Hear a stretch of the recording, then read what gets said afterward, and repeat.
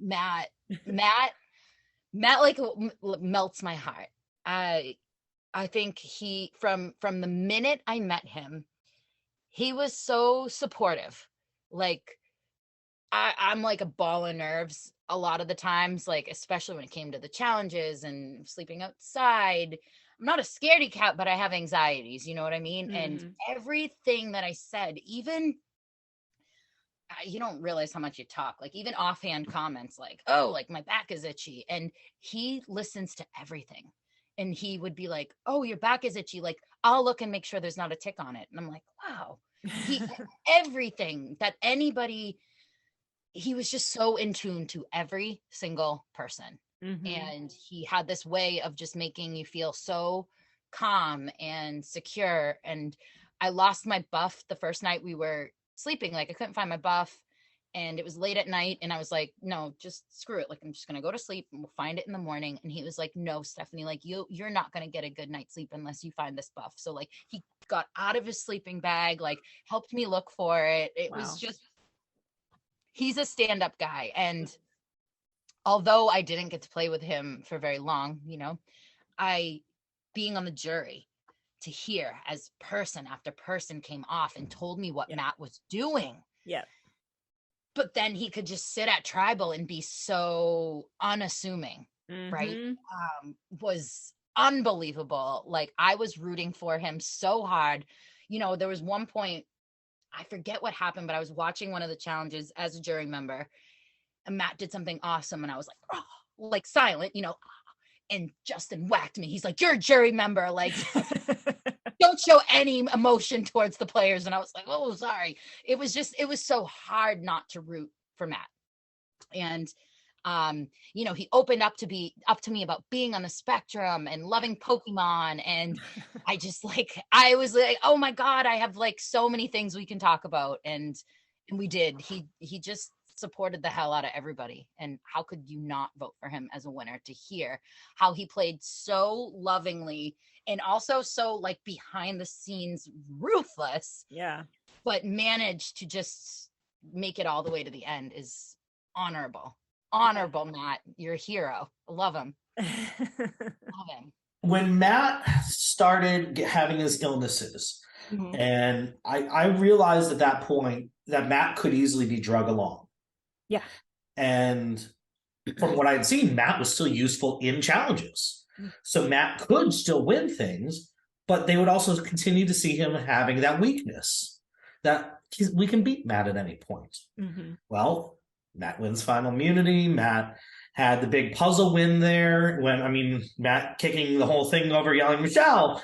I literally couldn't help but burst out laughing at that point. But Matt was, and the killer thing was, I was a freaking idiot and Matt didn't even realize it, but we had a connection outside of the game. No way. That neither of us put together. Because Matt was playing an online game literally the same exact time that the game started. It was a duos game. And my wife was also playing the game at the same exact time. Because I get on the phone after I get out, and she goes, yeah, Matt's playing that game. I'm like, who? Yeah, Matt from my game. I'm like, my wife, Megan. I'm like, there's 44 fucking people in your game. Do you expect me to know all of them? Right. It's like, no how would you have known? Exactly, yeah.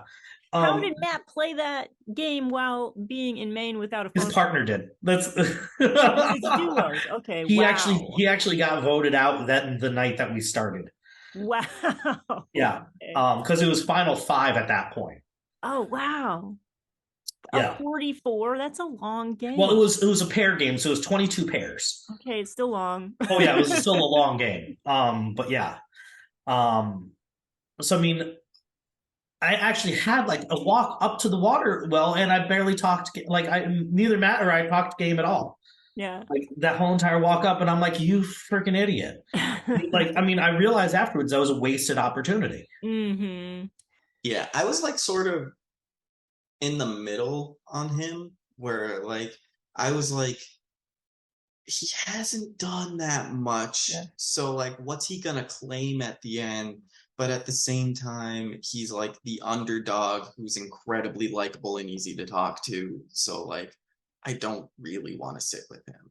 Yeah. But like the other people are more threatening than him, so I'm not going to take a shot. Like, and I just really liked working with him. Like, our game conversations were so good that it's like, yeah, he was the one I trusted the most. It's wild that he had that with every fucking person. Every it's like, person. I'm so jealous of him. Like, how did you do that, you fucker?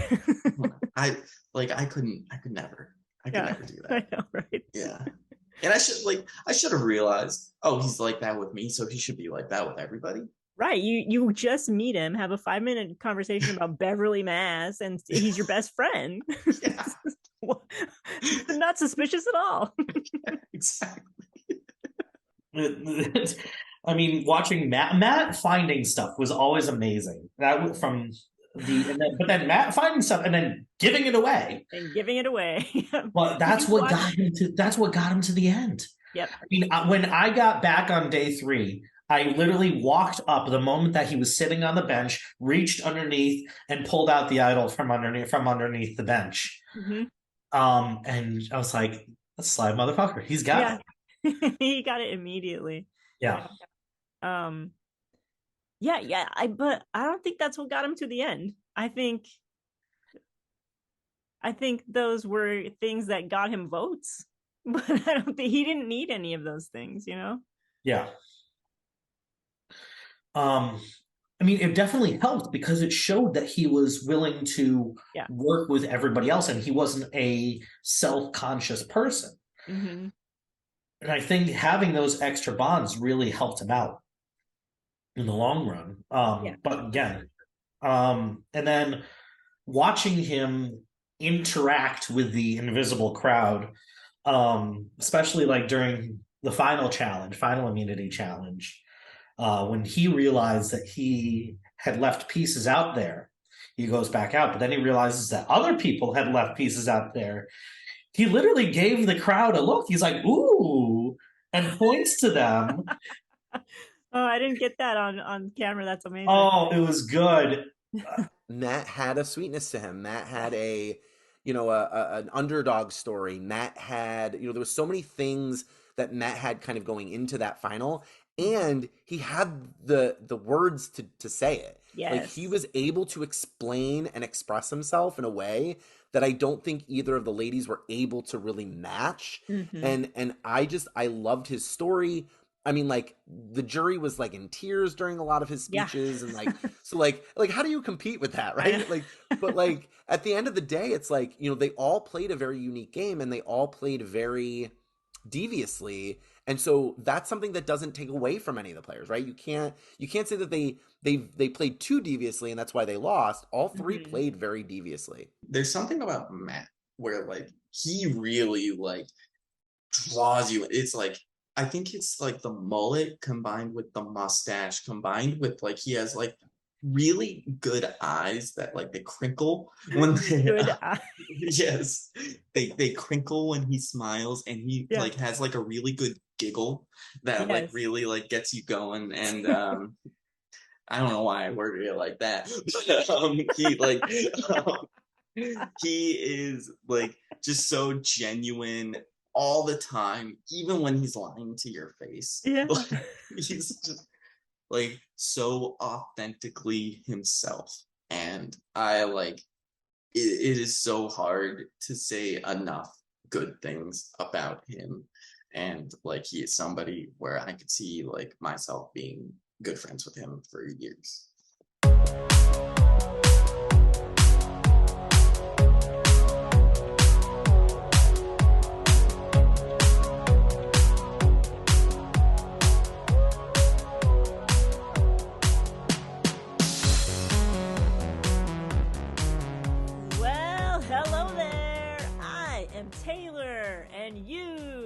Listening to the Surviving Maine Podcast, and this is the last episode for season 3. This is my interview with the winner of Surviving Maine season 3. Someone that, I don't know, if you weren't happy about this winner, then you're like a psychopath. You're like a bad person. This is my interview with Matt. Matt, so good to see you. Hey Taylor. How's it going? I'm great. I'm good too. Good. You're the fucking winner. of Surviving Maine Sure season am. 3. Yeah. Isn't that crazy? Who would have thought Pukey McGee? Pukey McGee, yeah, my winner pick, and also Becky's winner pick, night 1. I love that. That's like more of a pride than actually winning. Right? We weren't rooting for you though, so don't get too like. This kid's gonna win, but I hate him. Yeah. Oh, this fucking guy. That's so funny. No. We, night 1, all the camera people made their picks, and you were ours. And we were right, and we were so happy, and it was the best final 3. But I was rooting for Delaney in the end. Although fair. I was like rooting for Delaney in the end. I was like, Delaney's gonna freaking win this. I'm not myself, but yeah. I thought it was gonna be a lot closer, but yeah, I kind of did too. But then, like, if I had been on the jury, you would have got my vote, like, no question. So things happen because you were really fucking good at Survivor. So let's talk about all of it. Yeah, I'm ready. Okay. So let's talk about, first of all, how you found out about Surviving Maine. Why? How did you apply? What's going on with all that? Yeah. So I only found out about like Survivor as a thing during the pandemic. When I was younger, I super didn't watch it or anything. I knew it existed, but didn't know it was a game. I thought it was just Naked and Afraid kind of. And in the pandemic, I dove into it, and that was the perfect time to definitely try it out. And so I had a couple of people mention orgs to me, and I had done 1 or 2 of those online. And then I saw Brandon posting about it on Facebook, and then he won. So I was like, oh shit, I'm kind of like Brandon. I don't know. It's my personality similar to Brandon. So how did you know Brandon? So him and I were actually talking about it. We don't know each other, but we're friends on Facebook because I went to University of Maine in Orono, and he went to Husson, and there's -8 gay people up there. And so I think we just added each other one day. I don't know. We didn't have any messages. We might have matched on Tinder or something, but then never even actually talked. But that's how I saw it, and I was like, oh, that sounds cool. I have spent a lot of my life in Maine. And then it's funny, I messaged him before I went and played, and I was like, oh, I'm thinking of applying. And he was like, I'm not on the team for that. And I was like, I know, but we're Facebook friends. And then I showed up and just kept annoying him the whole time, and then I won. And I was like, I told you I was gonna win this shit. I had no idea that he never told us that he knew you. I mean, yeah, because we really don't know each other. Yeah. It was kind of me being like, hey, we're friends on Facebook, and I basically stalked myself into this org because of this LRG because of you. Amazing. Okay. Wow, that is such a weird way. Yeah. I know. It's so funny. I was like, haha, I'm gonna win, and then we'll be friends. And then I showed up, and then I won, and then I was like, now we're friends. And he was like, you're so weird. Oh my god. Okay. All right. So you show up. I'm blurry. You show up moment 1, and okay, we talked about this earlier, that you walked up with your mullet and your camo, and I was like, oh, who the fuck's this guy? He looks like he's just coming back from a hunting trip with his dad. You're there with your dad. And me and Becky, I know, my dad dropped me off too. That's so funny. Yeah. And then you do your intro video with me, and I'm like, oh, wait a second. I really like this guy. That's so funny. Yeah, I definitely, my prototype is just I just look like a Mainer dude. Mm-hmm. And I can't really fix that, but I'm very much not that on the inside. But I was prepared to show up thinking especially the season before of Surviving Maine had a lot of dude bros on it, and I was not gonna show up and be the little flower that got picked off first. So I did want to kind of show up prepared to be a little more butched up if I needed to be. But luckily everybody there was really friendly and cool, so I felt really immediately normal to be myself. So yeah, that must have been very freeing to just be able to be you. So when you show up and you meet other people on your tribe, what's going through your head? What are your judgments? What's going on? Yeah, so I walked up, we walked up in the groups, and I was the last group the last group of my tribe at least to show up. And so it was me, Mary Ellen, and Larry, and I'm pretty sure it was Caitlin, and us 4 walked up, and it was like the longest walk up, and none of them like, I mean, I'm the only one out of those 4 that like talk that much. And so I was like, because they were all shy, and my version of shy is like, I gotta keep chatting right now, and theirs was like, oh, I'm nervous. And so I was like, where are you from, what are you doing, what's going on, blah blah blah, are you excited? And then they probably were like, oh my god, this guy's annoying. But I liked them. I left that little pod being like, this is a cool crew. And then we showed up at the first challenge, and the other 4 seemed really nice too, and I was like, oh shoot, like there's nobody that I really dislike on this tribe. And so at that point I was really just like, I just have to make everybody like me, and then wherever chips fall, like they'll fall. I think that was kind of like my only real thought at that point. But that was also like right when the like first thing we did when we showed up was like, I was like, there's an idol here, because both the flags were like facing behind us, and I could see the other tribe like already kind of like looking behind it and stuff. And so we were in front, so we didn't have that grace. But I was that was like all I cared about. I was like, I want to smile with these people and chat with them, and I need to see which one of them grabs what I know is behind that flag. And I like looked away for a second, and then it was gone. And then I was like, well, Oh, okay. So now I'm against Justin or John. so did you see when Andy grabbed the idol? Yeah. I was laying down. I like saw that people were like looking at stuff back there. And so I like laid down on the ground this way just so I could like have a line drive of both our flag and the other tribe's flag. And I saw Andy grab it and then like show it to the rest of his team. And then they all pointed at ours. So I was like, there's one there too. And then I saw John and Justin were the ones right next to the flag. And John was kind of like peeking behind it. And I thought Justin was too. He claims to this day that he wasn't. Yeah. But I thought the 2 of them were going to be the ones who grabbed it. And so I like either went to do my first confessional, or I like looked away for 1 second, and I like knew it was gone, because the other tribe was like pointing again. Like they wouldn't point at it again if it was like, so had it moved.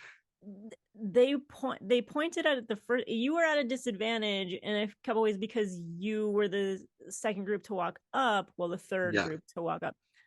So that idol was gone before anyone else, even the other tribe had walked up. So John got it immediately. Gone. Yeah. Wow. Yeah. And then the Greys came, and then the other Greys came, and then you came, and then so you saw their idol before any of them did on the Greys. It's like the cave metaphor. I like saw them reacting to their area, and I thought the reflection was on ours, but ours was already gone. Yeah, it was already gone. Yeah.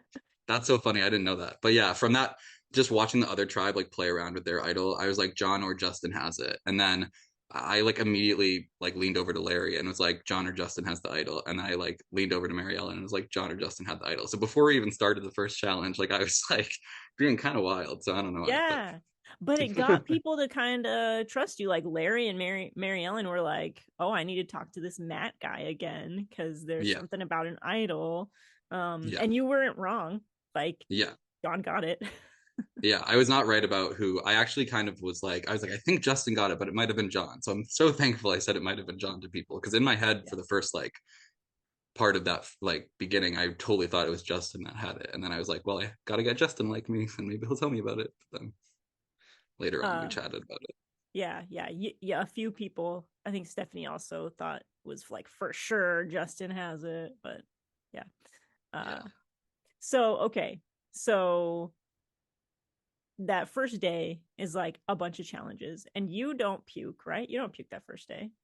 The puking. No, I really don't. I was like really good the first day.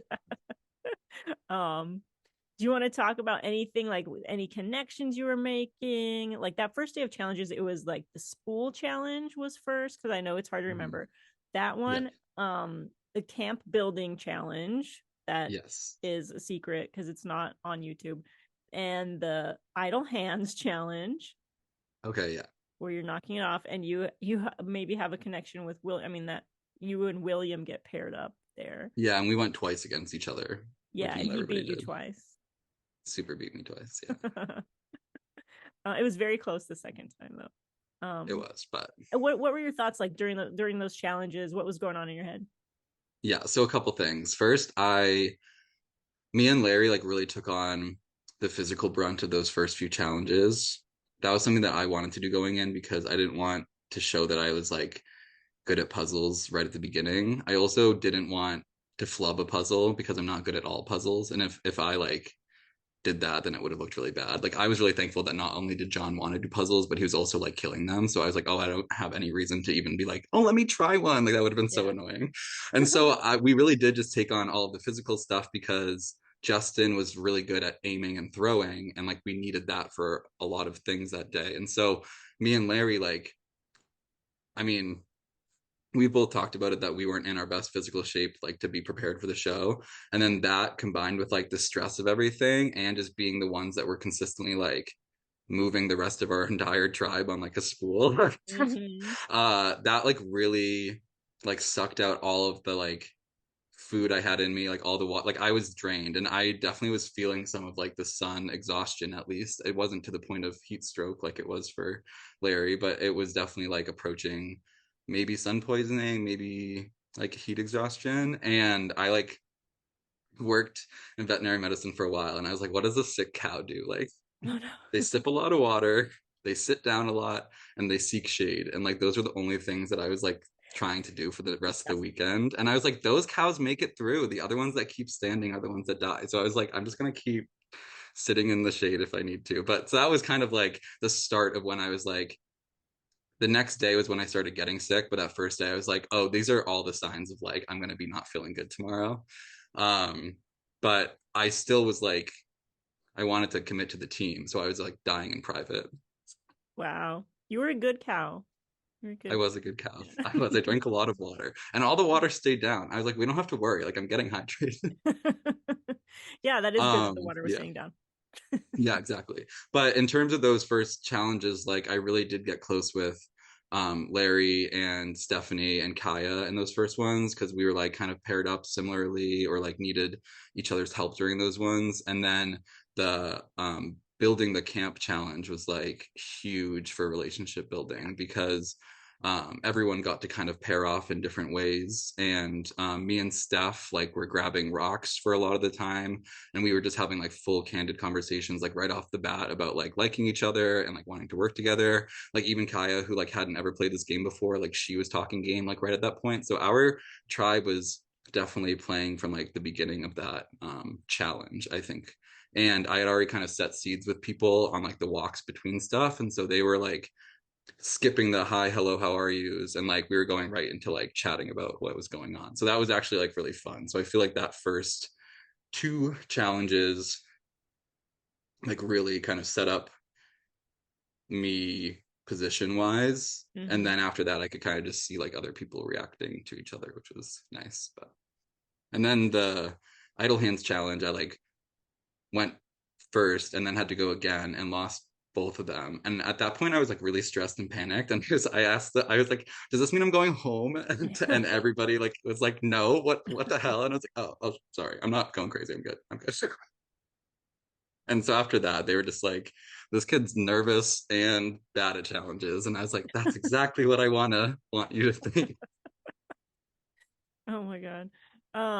So when you guys lose, I don't know what it's because there's fire at the end, so you're like on these sticks, right? You and Larry again are teamed up holding Caitlin and maybe other people too, I don't remember, on sticks. And then like Mike gets mad because you cut him off, and then everybody was getting mad. And then there's a puzzle that you were on the puzzle with John. Was I? Is this the right? I don't know if this is. I just remembered as you said that we were holding the sticks for people. But yeah, all those challenges, there's always me being like, yeah, I'll carry the whole tribe. And I'm like I'm like not. I don't go to the gym ever. I'm just a big person, and so they're like, do this, and I was like, okay. It's nice to be a big person. I have no idea what that's like, but I imagine it's really, really good sometimes. Well, whenever I didn't know what to do or didn't fully understand, like there was always a role to just kind of like hold this. Like I feel like, okay, hold this heavy thing. yeah. And I do think that did kind of like, especially with Justin like and John like outperforming me in the beginning challenges in like physical and mental aspect. Like I really did think that kind of set me up well going forward for the other tribe to be like, oh, he seems nice and he's not like killing it. And then later I was like actually vomiting during them. So Yeah, I mean that first day nobody was saying you were a threat. Everyone was saying they really liked you, which was why you were some of our winner picks. Because like if everyone's saying I really like Matt, I really want to work with Matt, that's a guy who's going to go far in the game. So your social game was carrying you that first day, and you're not terrible at challenges. You were very useful. Yeah. So when you guys lose that challenge, with the puzzle and then the fire, you go back to camp, and there's some conversations, and there's like a few things going on. Do you want to talk about that a little bit? What you were thinking at that time? Well, that was when Larry was starting to get sick, right? Or is that? So first, it was a long day. So first, you, Larry, before Larry starts feeling bad, maybe this was when you were building the shelter. But I don't think so, because why would you be talking about who to vote out? You, Steph, Caitlin, and Larry go off in the woods. And this is the only strategy talk that your whole tribe does that whole day. Like, you guys were just chit-chatting and liking each other. Yeah. This was the only real strategy talk that was caught on camera. I don't know what else was going on, but from my point of view, I feel like there was kind of a lot, but maybe that was just me being a chatty Cathy with everyone. But I do remember I do remember what you were talking about, because my thing was like, I didn't ever want to be making the fire because I didn't want people to know I could make fire.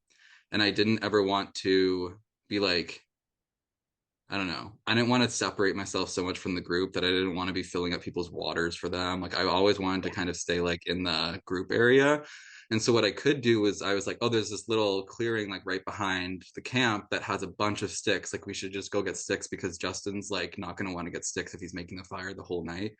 And so every couple of like minutes when people were getting up to like do different things, I would grab people I hadn't talked to and like go over to that little pocket and be like, let's go grab some sticks together. Like, it's getting low. And it wasn't. Like, at a certain point when people were looking away, I was like grabbing sticks and throwing them back into the woods, because I was like, we have enough sticks. But there was that one pod where it was kind of like, all right, what do we do if we actually have to get to a point where we need to do something? Because like that group was kind of saying like the group is all staying together. Like, there's not going to be a way to actually isolate people once like Kaya had already mentioned like she might leave early, but we were like, what if we lose again besides Kaya? Like, we didn't have a full idea of what was going on. And we definitely didn't think that Larry was going to not feel well, because everybody didn't feel well at the point. Like, his was progressing, but at that point we all felt like equally bad, to be honest, like, because we had just done a bunch of work. And so I remember there being a point where like they were like, yeah, like us four will just like, we'll vote together, and like no matter what, like this is an important thing, like let's pick someone. And then all of them were like,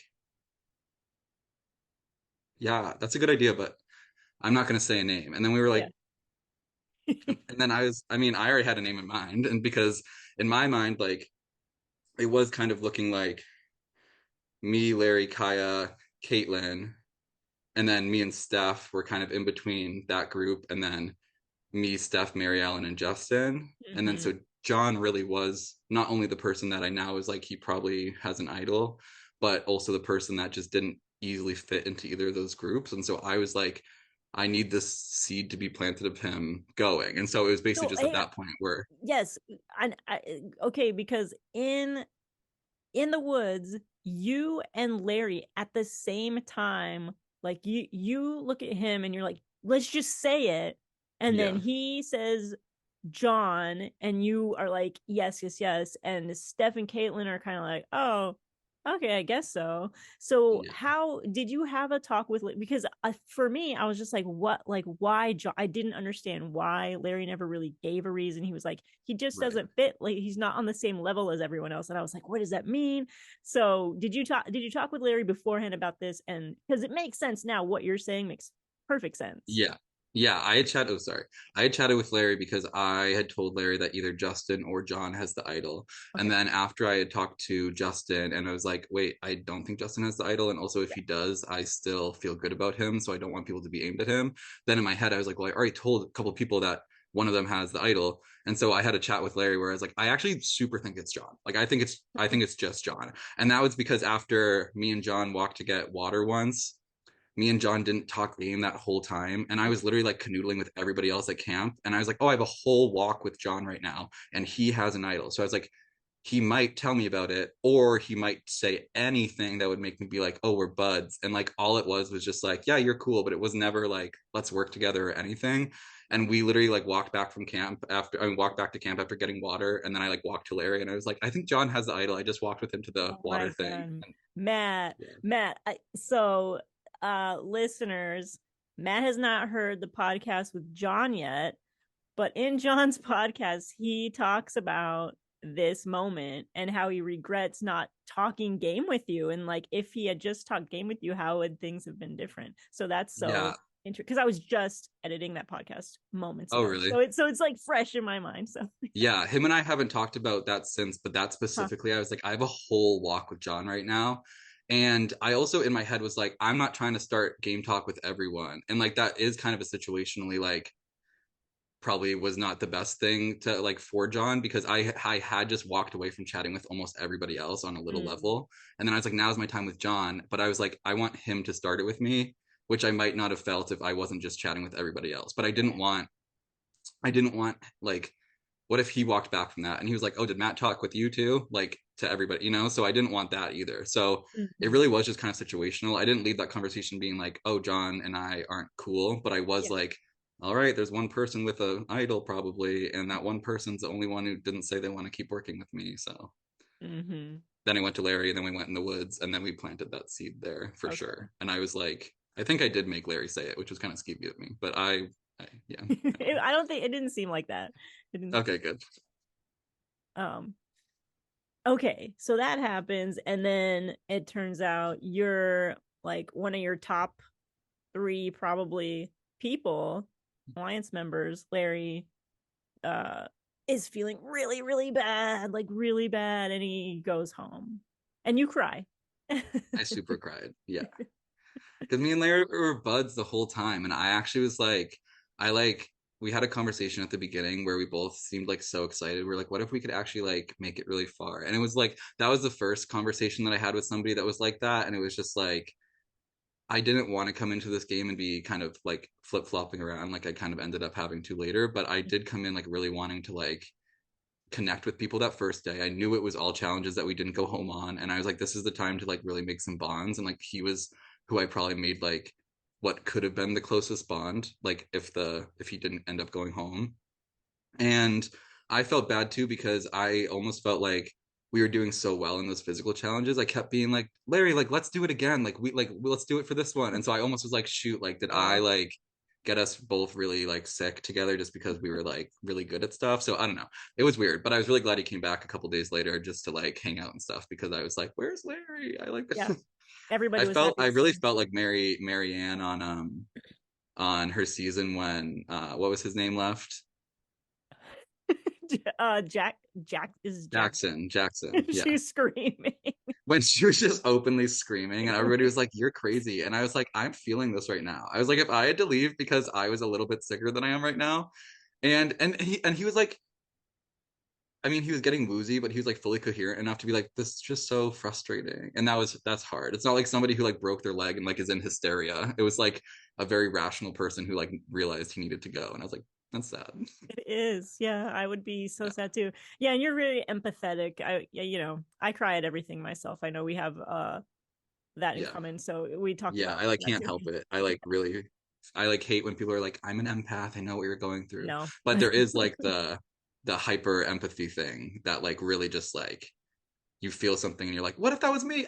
Exactly. Yeah. Maybe we shouldn't call it empathy. It's just like a complete self-centeredness where like, if it was me, where I'm like, I actually have to stop thinking. I have to stop thinking about you for a second, because what if I was in this position?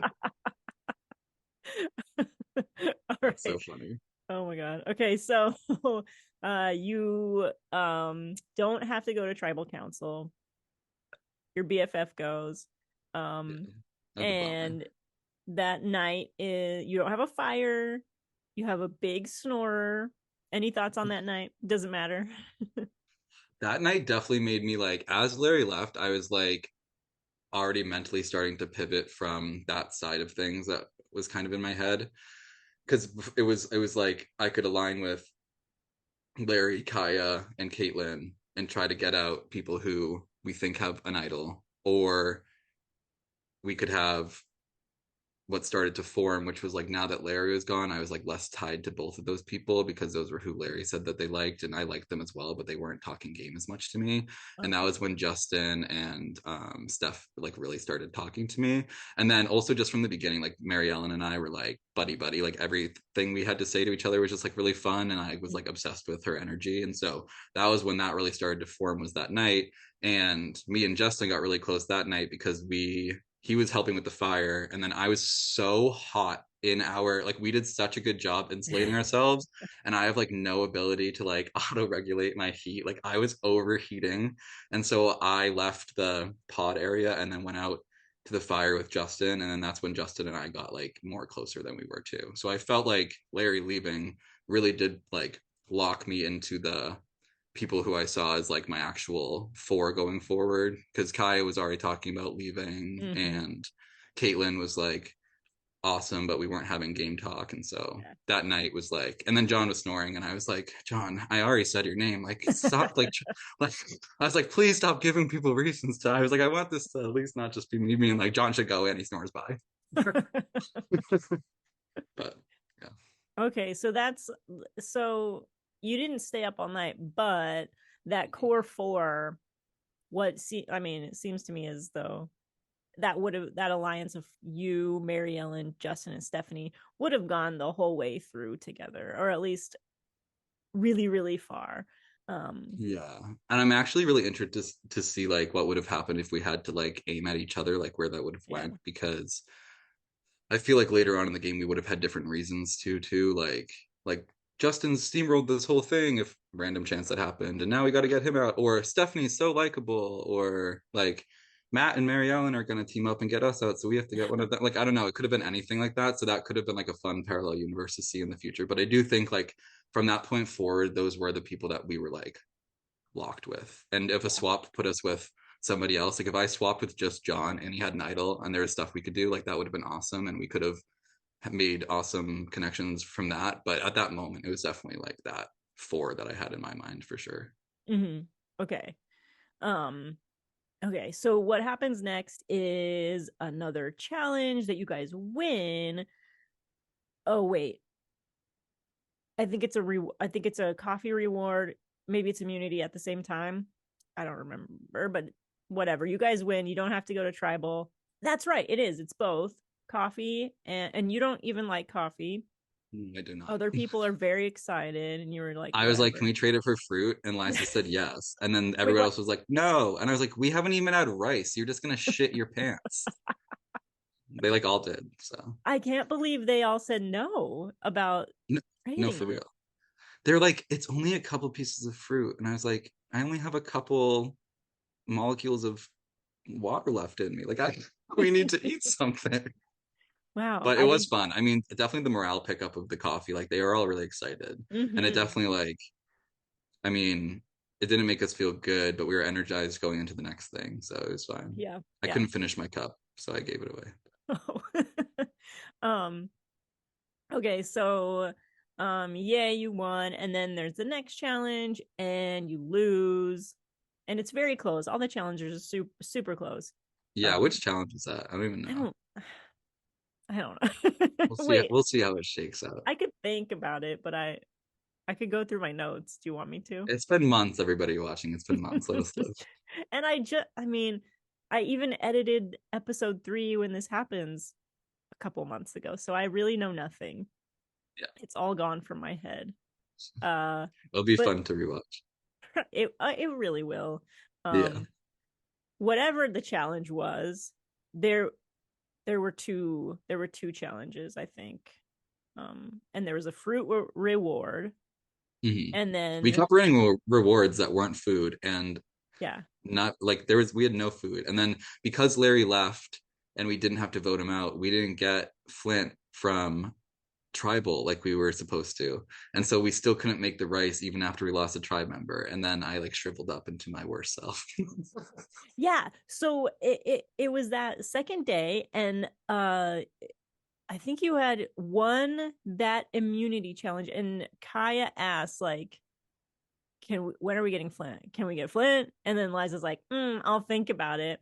And it wasn't until much later, I think another couple of challenges, that you finally got some Flint and you were able to make rice. I don't know if it was before or after the tribal that you had to go to next, but I remember I was like there, actually.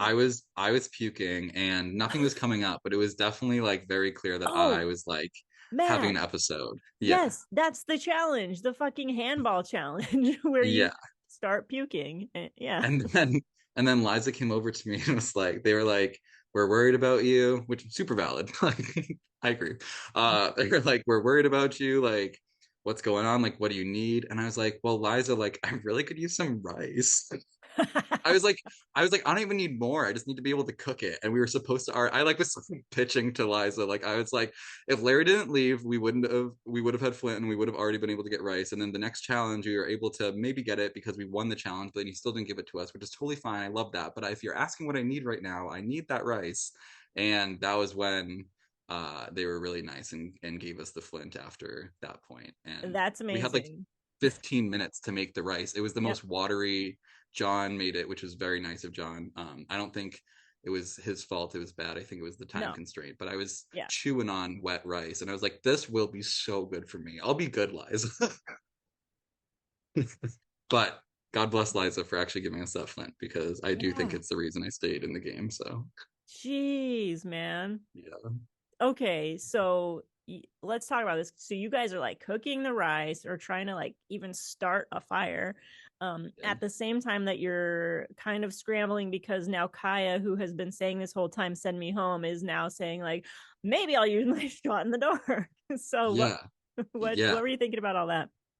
And I was like definitely less active in my running around and canoodling with people during that time because I was waiting for the rice to be made, and I didn't want to leave John by himself, not able to talk to anybody while he was making the rice, because that would have been like extremely rude. I also don't know if I could have gotten up and like actually walked around if I wanted to. But I remember at that time people kept coming over and being like, I guess we have to vote Kaya, and then Steph being like, do we all forget that Kaya said that she's gonna play her shot in the dark just for fun? And everyone was like, yeah, but that won't hit. And then she was like, what if it does? And I was with her. I was like, Kaya, do you actually want to go? And she was like, no. And I was like, then let's do something. And then she was like, well, I don't want to. I think I should go. And I was like, then do not play that thing. Mm-hmm.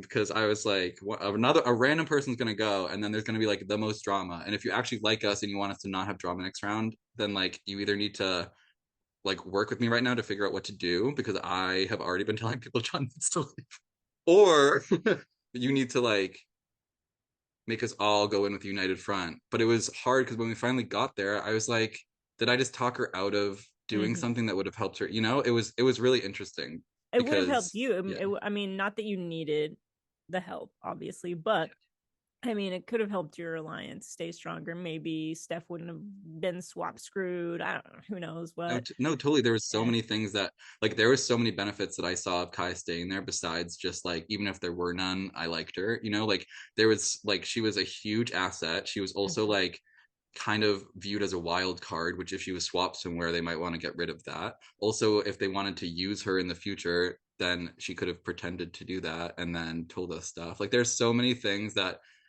a newbie player like is so beneficial in, and she wasn't like she was so personable and lovely that like she would have trusted us like trying to like coach her through stuff. I thought it would have been really, really cool. And so, but also I recognize how hard I was like having with like health and mental stuff, that like if that was an element of why she wanted to go, like 100% you should do that. So yeah, well, that was sad when she left, but also like, okay, maybe she'll be back. I hope she's I hope so too. Survivor. She was really cool.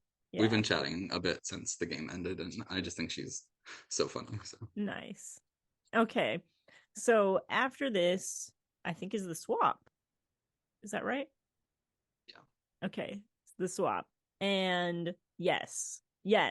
Okay, so 2 as a band members end up being team captains, and so your Miko tribe is like gonna get screwed over, and on at least one of these tribes. Yeah. But then somehow you and William have this love connection, this like dude bro love connection. We do. Like, what is that? Why did he love you so much? I didn't know we had it. That's I didn't know we yeah. I didn't know we had it. I was locked in when I found out we did. I was like, this is lovely. But I did not know. I had such a limited view of the other tribe. Like, I was so focused on myself that I didn't even know their names or anything. Like, I would call him like blue hair guy, and then like Andy was like raccoon man or whatever. And I would always get like paired up with Will when we were going against each other in the challenges, because we had like kind of similar builds. We were the same height, and we were both like semi-athletic ish, like on the terms of like, I guess, Survivor. I don't know. We always seemed to match up, and he kept beating me at everything, which I was fine with. I thought it was funny, and he was really nice the whole time, so it like wasn't a problem. But he definitely was like telling his tribe that he kept getting paired up with me and that he like liked me, and they were like, oh, like he was like, oh, if we ever had to swap or we had to work with somebody, like Matt might be a good person because like I keep chatting with him in the challenges. And like Will is very open, like he likes to tell people things that like will help get a plan going. And so I guess that's one of the ways that he was doing that, to like try to get my head, like my name in people's ears to maybe work with. But I'm eternally grateful for that, because not only was he doing that, but when it came where he was a captain and it made sense to like, they chose their own members first, which makes sense. And then he pulled me first and immediately was like, I really like you. We've been chatting in these challenges. Like, we're going to be 3-3 regardless right now. Like, who do you want to be with you? Like, I'll pick whoever you want right now. And that was like, for our whole tribe getting swap screwed, like I did not at all. Like, I really not only got on the tribe that was 3-3, which is like immediately deadlock, and you're able to like enter it calm at least, instead of like the peril that my other tribe was facing on the other side. But I also got to pick who of the people was going to be on our tribe, and I was the first one picked, so I could pick anybody because they had all picked their own Azaban people first. So it's not only like, oh, pick which between the last two people. He was like, who do you want to be on the tribe with you? Because I think they grabbed John first to like kill him or something. And then is that what happened? I think that's what it was. They also chose people they really liked and thought would be good in challenges. Okay, good. Cool. If they had chosen people they wanted, they talked about this, like, oh damn, I should have chosen Justin so we could have voted him out. It was a mistake. I was excited to have Justin on our tribe because I immediately was like, Mary Ellen, I like want Mary Ellen with me. Me and Mary Ellen were like already buddies. Like, that was my gut. Like, I was like, I didn't know anybody was going to ask me who I wanted to be on the tribe. And so when I just had to give him a name, I just like, my brain just said Mary Ellen. So love you, Mary Ellen. Like, I'm so glad you're with me.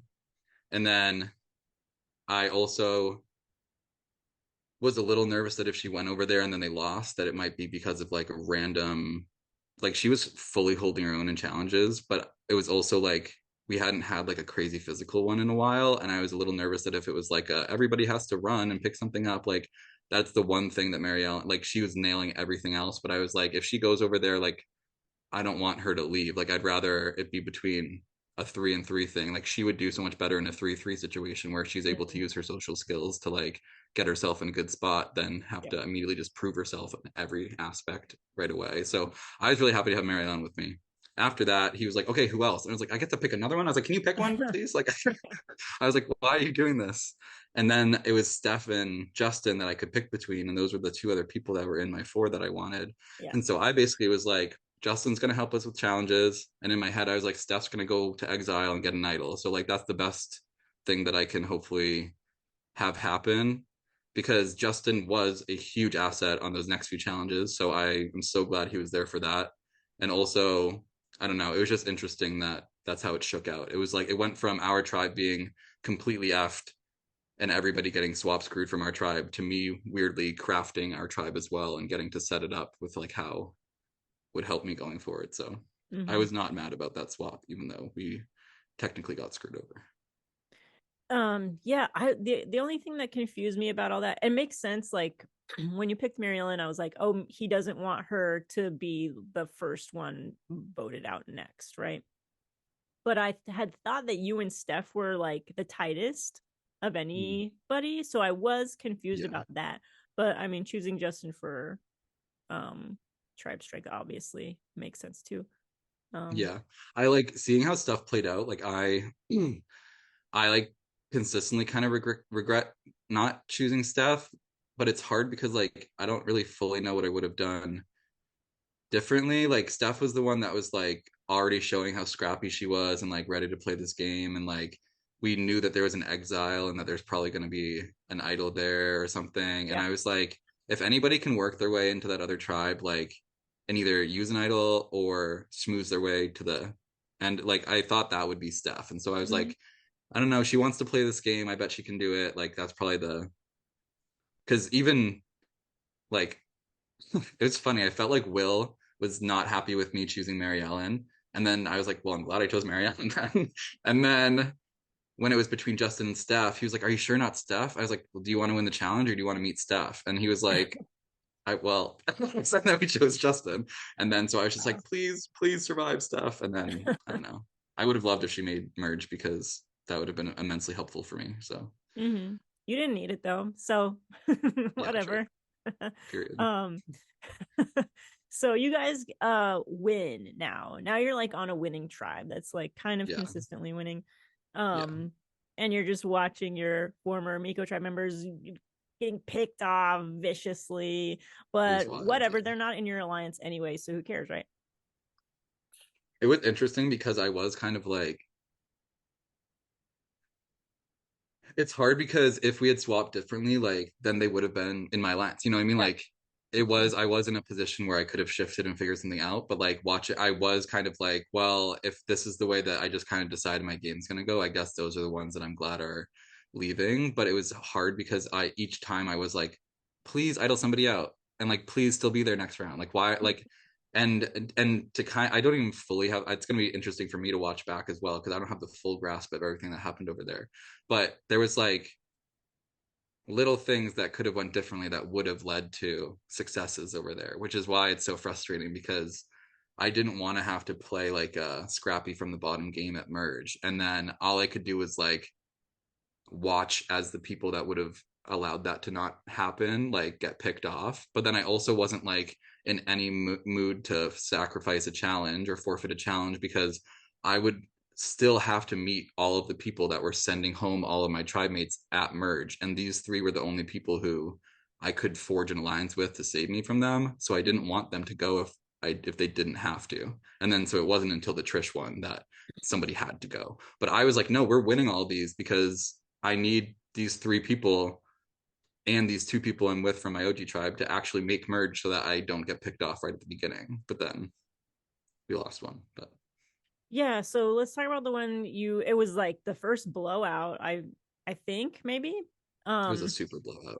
Yeah, and there was an idol in the sit out bench which Mary Ellen missed. She sat right on it, didn't see it during the prior challenge. Yeah. You're lying. I did not know that was there then. There's video. Did it get put back in between, or did everybody walk by it too? Everybody walked by. Yeah. Wow. Yeah. I love when that happens. So you saw it right away, like right when as you walked up, I did, you grabbed that. Yeah. And so when your tribe loses, you have this idol, and everyone else is like, oh no, it's 3-3. I don't want to go to rocks, blah blah blah. So walk us through. I mean, this is all in the episode, but walk us through this lovely mischief that you engage in here. Yeah, so this was the first round that I felt like my game was like really like cranking up a bit, and like it was kind of wild. So that challenge, I saw that challenge and I was like, our tribe's losing this one. Like this one, like you just like see ones that are going to be more difficult for your tribe. And I had been puking right before that one, and I was like, this one is like, the main times I was puking in this challenge, in this survivor, was like the really up and down jumpy challenges, like that was just not good for my stomach. That was the only thing that was like actually making me throw up. And that challenge was all throw the ball up, run through the obstacle course by jumping, and then catch it. Much. Yeah. I did, yeah. I literally was like, guys, I know that none of us feel good about this one, but like if you want me to like even be there for the next one, like I really should not do this one. And me and Delaney were going back and forth because she was really nervous about doing this one. And so she almost sat out that round. And so she would have got the idol that round if she sat out. Oof. Which is wild that that's how that happened. Wow. And so I hadn't sat out yet the whole game. And so I was like, when I go to a sit out bench, I'm going to be looking all around. And I thought it was going to be underneath or something, but it was like just in between the slats. Yeah. And it was actually really funny. I remember sitting down and grabbing it and like putting it in between my underwear and my pants. Mm-hmm. And then all of Liza's family was behind me and they were like, woo, you got that. I wanted to be like, but it was funny. And then I also like I was like, if I stand up, this is going to fall out. Like I need to put it like, I think in between the waistband of my underwear, not in between the pants and underwear. And so I went to reposition it and all of them were behind me like, no, don't touch it again. And I was like, let me play this game. Oh my God. It was so funny. But yeah, so in that whole challenge, I was like trying to root for them, but I like saw exactly what we all thought was going to happen. Like nobody on our tribe thought we were going to win that one. It just wasn't one that we felt good about. And so we lost and we ran over there and I was like, oh, good luck everyone, it's okay. And then as we were walking back, I was like, Justin, I got an idol. And then I was like, Mariana, I got an idol. So on the way back, I told them then. Okay. I told them then, yeah, because I already knew going into that if we had lost, that they were gonna gun at Justin, because Delaney and Will had already chatted to me about that. Mm-hmm. And Delaney and Will were like, we really want to work with you going forward. Like we like want to get to merge and have you as somebody to like keep working with, and like this will be really good. But like they're like the spaghetti. This was all like, and I know you talked about it at other times too, but like that spaghetti dinner that you guys won. Yeah. This was a big conversation at that time. It totally was, yeah. And that spaghetti dinner saved my life, like truly. And all of that spaghetti stayed down, fun fact. Yeah. Yeah, that was huge. That was like my calories for the weekend. But yeah, I remember like we had already chatted about how Justin was going to be the one leaving, and they kept trying to sell it to us, but I just from the get-go was to them, because I knew that like they wouldn't approach me with that if they were going to do something like different. It felt too sincere, and they like kept trying to like sell me on it. And so the whole time I was just like, no, I get it, like I'm feeling the same way. Like from the get-go when they mentioned it to me, I was like, oh good, I'm glad you feel that way, because I don't know who knows each other, etc. And so, but I hadn't been voicing that to Justin fully yet, because I was just like, they're going to want to go for one of us, and they weren't telling him who it was. Mm-hmm. And so I wanted to kind of wait that full kind of round a bit to see if they would go talk to him about going for me or something, and have him tell me that. And so by the time I found the idol, I already knew that like if I used it that round, it would work, because the other two had been like prepping us for it. Yeah. And it was just a matter of like getting it to him. Like I felt like that was the hardest part. And I also had to fill him in without other people being there. And when we went back from that challenge, all 6 of us were sitting in the tent, mm-hmm. like just fully being like, oh, this sucks. It was awkward. And like, it was so awkward. Like nobody was getting up to chat or talk about anything. And like, they wouldn't even mention, they're not even like, wow, it's crazy we have to vote someone out. They would just talk about random stuff. And so in my head, I was like, okay, they're doing this because they already prepped me to vote out Justin, and they want to keep everybody here so that nothing else can happen. And I was like, but something else super needs to happen right now, because I need to give Justin this idol and at least talk to him about it, because it's funny that like when I play in the online games, I'm always like, I have to keep this idol for myself till Final 5. And then like when I was in there, I found it and I was like, this immediately has to go to use. Like Justin can't go home. Like, and it was wild that it was so different of how I played my online games versus my in one. And that's definitely a testament to like how close you actually get in the games. Cause there was no part of me that was like, I need to save this. I was like, no, like we're all going to get picked off. Everybody's getting picked off. Like I at least want my friends to make merge with me, and then we can like see what's going on. So it is funny that I wasn't even like, yeah, this has to stay for me. But yeah, I think that's the I don't know. correct way of playing idols. I mean, I just Yeah. Yeah, I think so too. keep your And alliances. How else are you gonna yeah, go far? Yeah. yeah. And I personally realized I needed Justin too, because if the other tribe saw him as such a threat and the other tribe Yeah.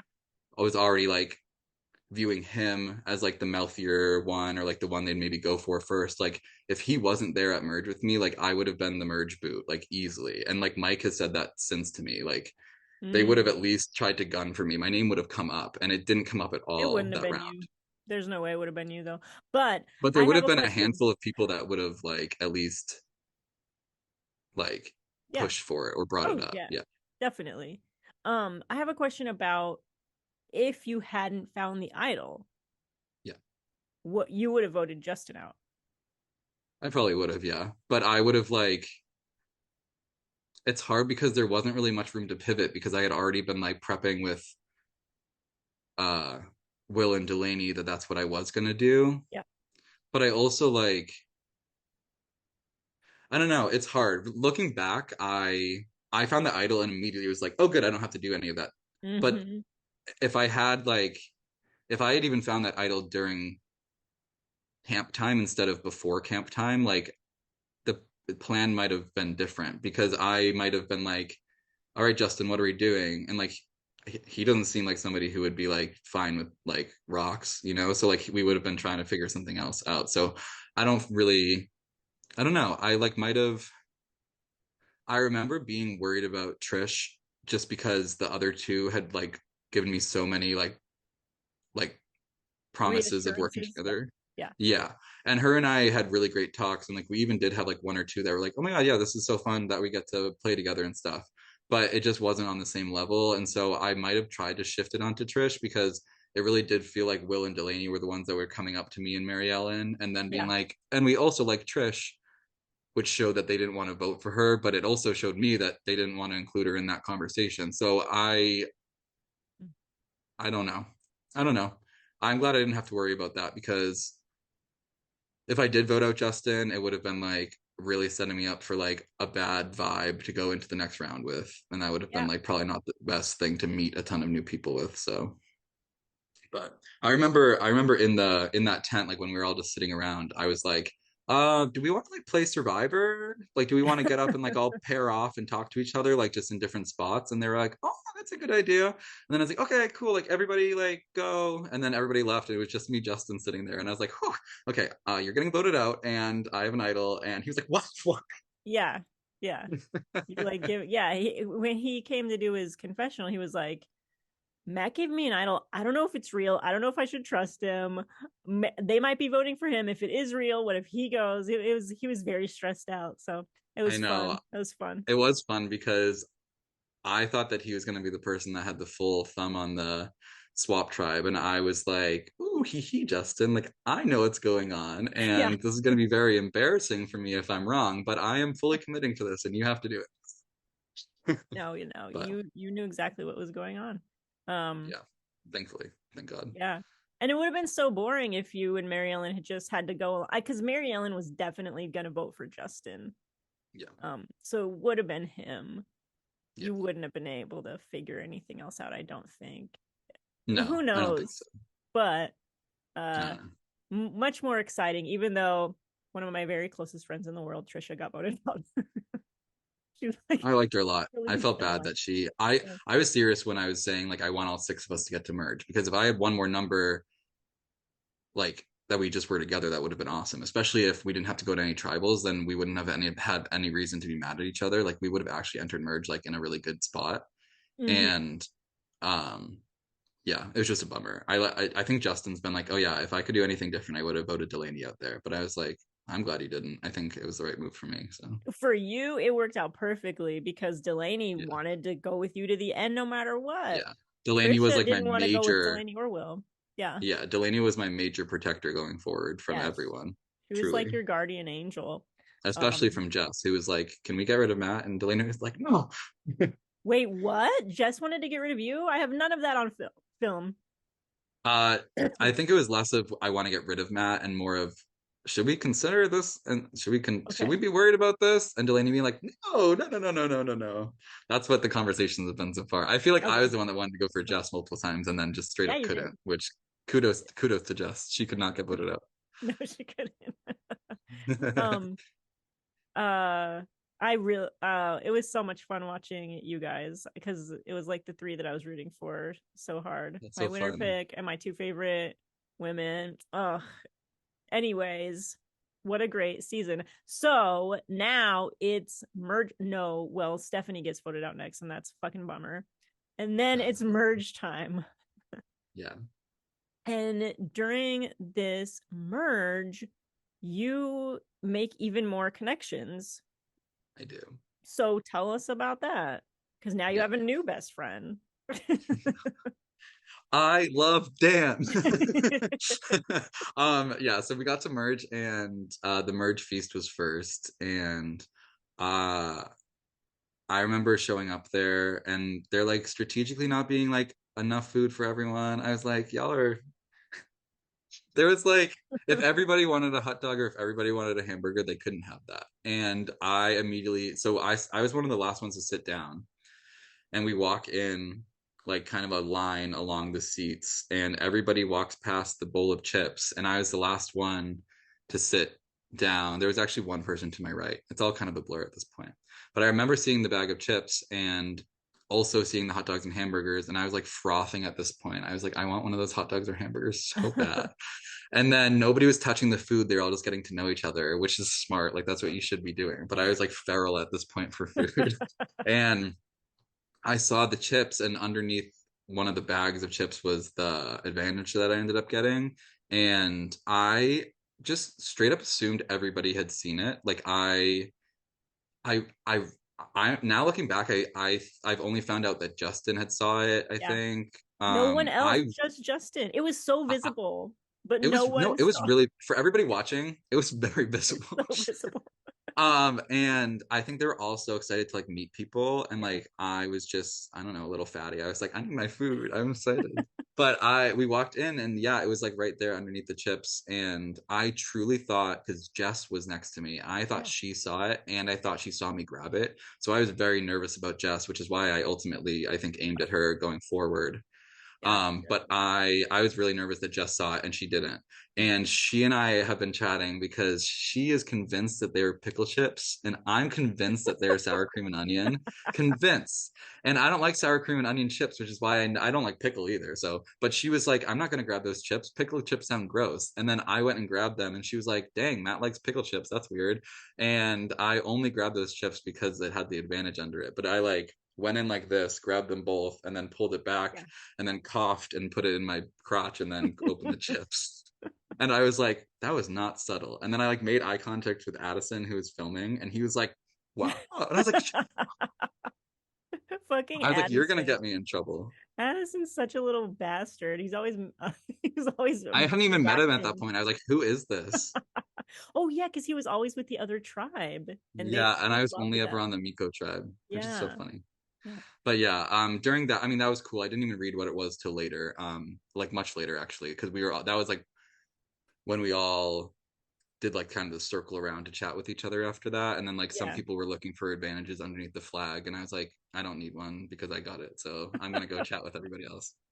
I'm trying to find the footage to see if it was pickle chips or sour cream and onion. I know the world needs to know, specifically Jess needs to know, because I swear. So no part of me ate a pickle chip that day. You swear it was sour cream and onion. Yeah, and I was nervous because that was going to make my breath smell before I had to meet new people. Okay, as this loads. Yeah, right after that, though, was when people started breaking off, and Dan did the classic, like, Bachelor, like, hey, can I steal you for a second? Yeah. And I was like, oh my God, Dan, of course you can. Like, hi. And we like went and sat in like the middle of the field, and we had like the loveliest chat ever. It was actually like I was losing track of time. At a certain point I was like, wow, I have to talk to other people, or else my only ally is going to be Dan. But it was great. Like right from that moment, like he was like, oh, I like need to make allies because I like wasn't in the best spot on my last tribe. And I was like, and all my friends got voted out by you, so I need friends too. And both like grew up in kind of the same area of Massachusetts. He was in Beverly and I was in Lawrence, which is like close enough that we were able to chat about that. And then I don't know, we just had like really good chats, and I was like, oh good, like I like am probably gonna lose Justin soon. Like I need to like find people that are gonna fill in these like close to me bonds, and he was like perfect for that. Like we got off like really well right away, and going forward I was like, oh, once all my other friends get voted out, because they're all going to at this rate it seems, then me and Dan are going to be besties. And I thought it was going to be like, I thought that if I was able to outlive Justin and Mary Ellen, because I just assumed that we were going to get pagonged, that I was hopefully able to ride with Dan or Delaney. And luckily it was only like, luckily Mary Ellen stayed, so we were able to have more to that. But that was kind of my core going forward because of that. So none of them were really working together, so it was like it's weird, like making sure I was good with all of them, and then making sure I was good with their friends. I found the video. Ooh. Drum roll. You're watching this on YouTube. You can see it's a little blurry, but here it is. Sour cream and onion. Sour cream and onion. There it is. Put it in the record. I'm taking a picture for Jess. Oh, sorry. Oh, let me go back. I got it. We got it. We got it. Okay. Yeah. That's so funny. She loves sour cream and onion chips, so she was like, I would have just probably grabbed those without even thinking, but no, she thought they were pickle chips. See all the little things that led to me getting things. Luck. It was luck. Just there was a lot of luck. I agree. There was like a million ways I shouldn't have made it far in this game, but they didn't happen. So so Andy wins this individual immunity. You know Justin's in trouble. You give Justin the knowledge is power that he saw you get. Yeah, but you what did you use? Did you switch bags, or was it... Yeah. So basically, like after we came out of that roundabout of people meeting each other, then it was like right to tribal, and me and Justin hadn't gotten to chat at all during that roundabout because we were trying to like make allies with other people, which is like it was fine. Like we only were able to really like catch up as it was finishing, and we were walking towards tribal and like getting water and stuff. And that's when I was like, oh, hi, I have a knowledge is power. And he was like, oh, you know who has the idol, right? Because he just finished chatting with Mike, who still was proclaiming that Andy still had his. Yeah. So we were all like, we're gonna get, we're still gonna get voted out somehow, but we're gonna get that idol first. Like we were like, whatever, like all these people don't want to work with us, but we're gonna get that idol. And then I think right after that meeting was when we went into the challenge where it was the stump game, right? And Andy was winning that or something. Okay. Because you had 0 time after the challenge to talk. That was like part of the whole thing that was announced. Like you were not going to have any time after the challenge. Okay, so that makes sense. Yeah. Okay. And so I was the first one to lose that challenge. So I was like just taking a breather over on the fields, and he was like the 4th one to lose it. So it's not like we had individual time to chat with each other when we were both out, but he sat behind everybody else. And so I could turn around and kind of mouth stuff to him. And before that challenge, we were both like, Justin, you need to win this immunity. Like, everyone's going to vote you out. And so when he lost it, he was like, shoot, what do we do? And I turned around and I was like, do you want? And he was like, and like that was when we were like, it's like we can do this right now, like this is the perfect time for it. And then Andy won immunity, and we were like, okay, well, we can't get Andy out, but maybe he'll hold on to his idol now and not give it to somebody else if he's worried about it because he has immunity, you know. And from that challenge, walking over to tribal, him and I switched bags, and I told him to go in the porta potty and get it out and put it in his pocket. And then we walked back, and I had his bag and he had my bag. And so when all of the tribal shenanigans unfolded, he left with my bag and I had his bag.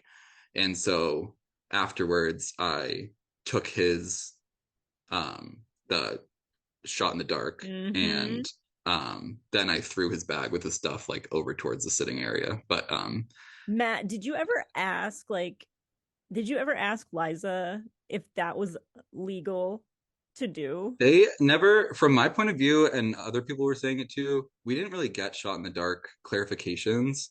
And I think that if there was either more time to the game where it wasn't so rapid, or if we had like strictly been told like this can't happen, then I like would have one like asked, Yeah.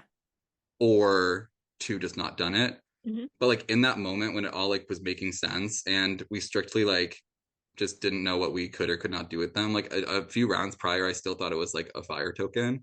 Yeah. And so I was just like, I'm just doing this. Like if they if like Will gets up there and can't play it, then he'll cast the same vote that he thought that he was going to cast anyway and then go home.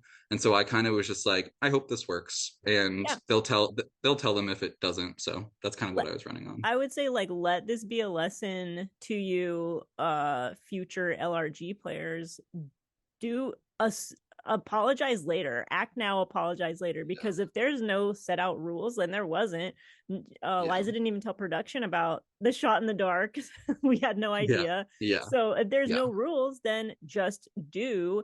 And then if they say, oh no, you can't do that, okay, fine. That's fine. Also, like in that moment, like I was trying to think back on the season, like the real show, and I was like, can they give their shot in the dark to someone else? Like I didn't even have clarification from that. So I was kind of just like, well, I'll find out if it can't. Like it'll probably be either handed back to me in secret later by production, or I just like I lost it and I made an ally that went to jury, and that will be good for me too. So that was kind of what was going in my head. The fact that it's a physical thing makes you think it's a tradable thing. Yeah. Right? Yeah. That's what was going on through my head. Sense. And I think Will, I mean, and I had, when Will said that he didn't, when Will said that he like didn't have his, and I knew he didn't play one, I was like, then you gave it to somebody. So I was like, so I'll just give you mine. And that like that was like what happened in my head, you know. So that he had played his in the very first. Okay. Yeah. Because I was like, I was like, I mean, not to skip ahead, we were just talking about the Justin advantage, but the next round is when I gave Will his thing, and that happened at Tribal, like in between. There was somebody in between me and Will, and that person got up to go vote, and I was like, you need to play your shot in the dark because everybody's voting for you. And he was like, and I was like, you need to play it, and he was like, I don't have it, and I was like, why don't you have it? No, I'm like, you're still here, why don't you have it?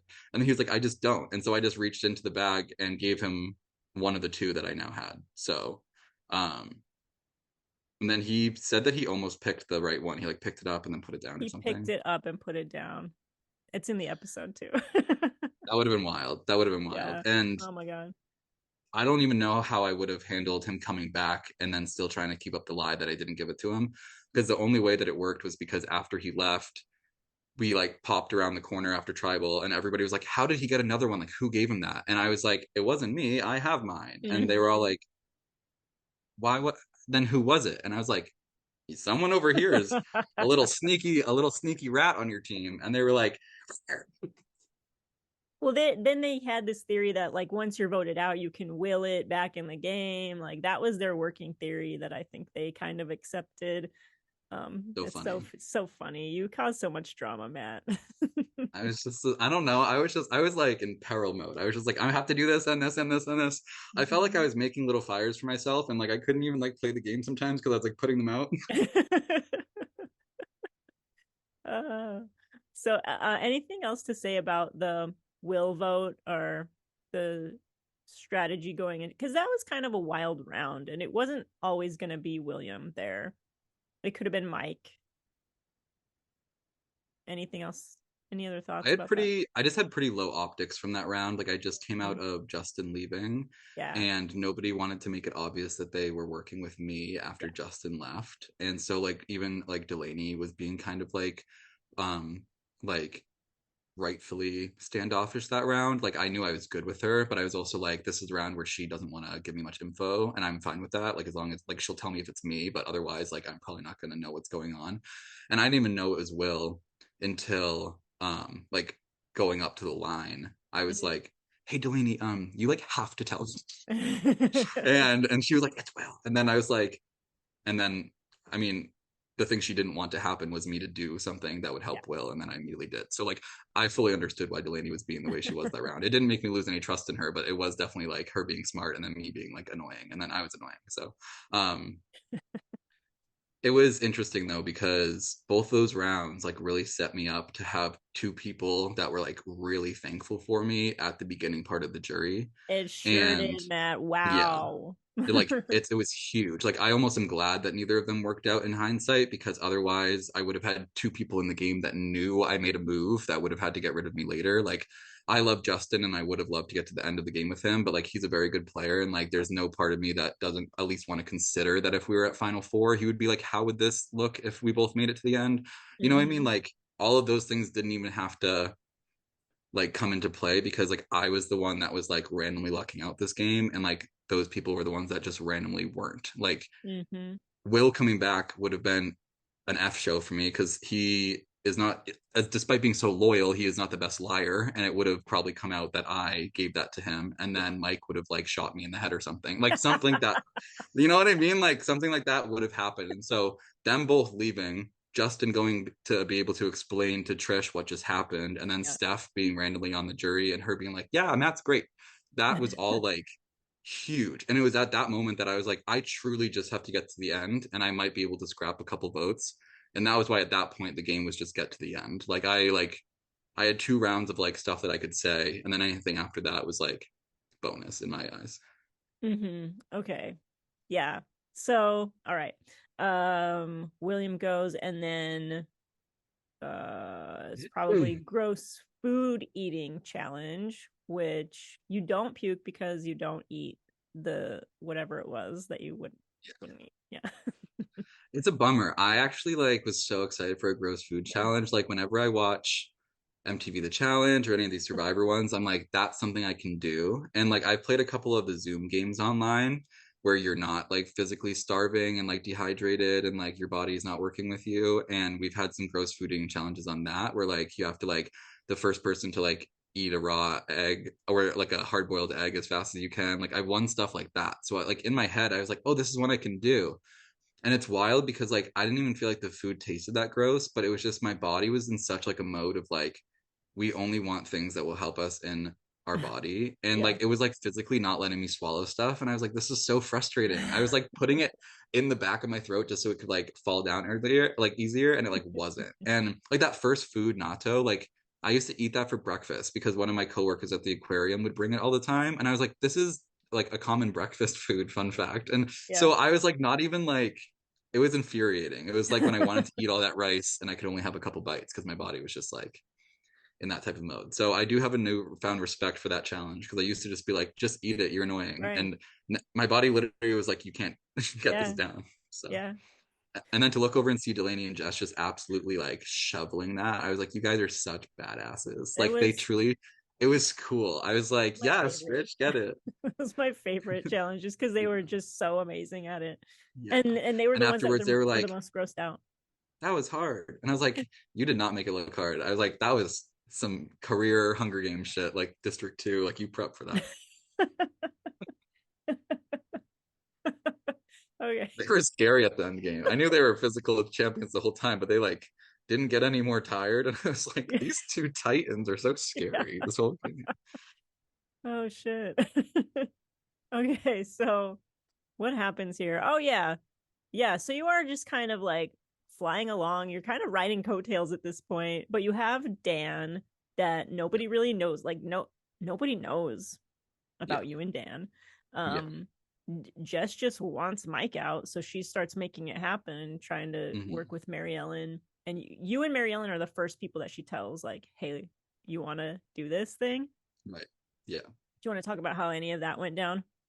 Yeah, it was actually, so once Justin left, like me and Mary Ellen were really in an interesting spot where we were like, there's only 8 votes left. There's only 7 votes left. There's only 6 votes left. And we are 2 of them. And like, regardless of what we do, we are 2 of them. Like we cannot make a plan with those 2, but like 14% of the vote, like 26% of the vote, like all, like it's only going to get more useful to use us until you cut us off where you still easily can, you know, like, which in theory would be final 5. Like if you still have 3 people from your OG tribe at Final 5, then one of you can use us as a voting block of 2 up until then without any worry. And it was kind of that I was selling to people, while also just genuinely being like, and I want to get there with you, you know? And so I had that with Dan and I had that with Delaney. And then I was able to kind of wedge that strategy part with Jess, because me and Jess like really got along, but we didn't have the same like immediately like hit right off the bat connection, because her and I didn't get to meet in that big roundup. Which is why I chose her name when Justin, I think, suggested Dan's name, because Justin didn't get to talk with Dan or something. So it was you kind of blamed Justin for that, but it was I super blame Justin for that. Yeah. But it was Justin was like, we should vote for Dan or something, and I was like, nope, I love Dan, but I didn't say that. I was like, I didn't talk to Jess yet, and she's been talking to everyone, so we should go for Jess. And then we all voted for Jess, and then right afterwards I walked over to Jess and I go, do you want to hear what happened? Because I was kind of helping Justin because I just voted for him and he wanted to get you out, and I just said I would. And she was like, that makes sense. And then I was like, does it? But yeah. So fast forward to the round where Mike leaves. That was like fully Jess's round. Like she was in charge of that whole round in my eyes. And she was. I had Delaney not wanting to go for me and Dan not wanting to go for me, and Delaney and Dan both not knowing that I was tight with either one of them. Yeah.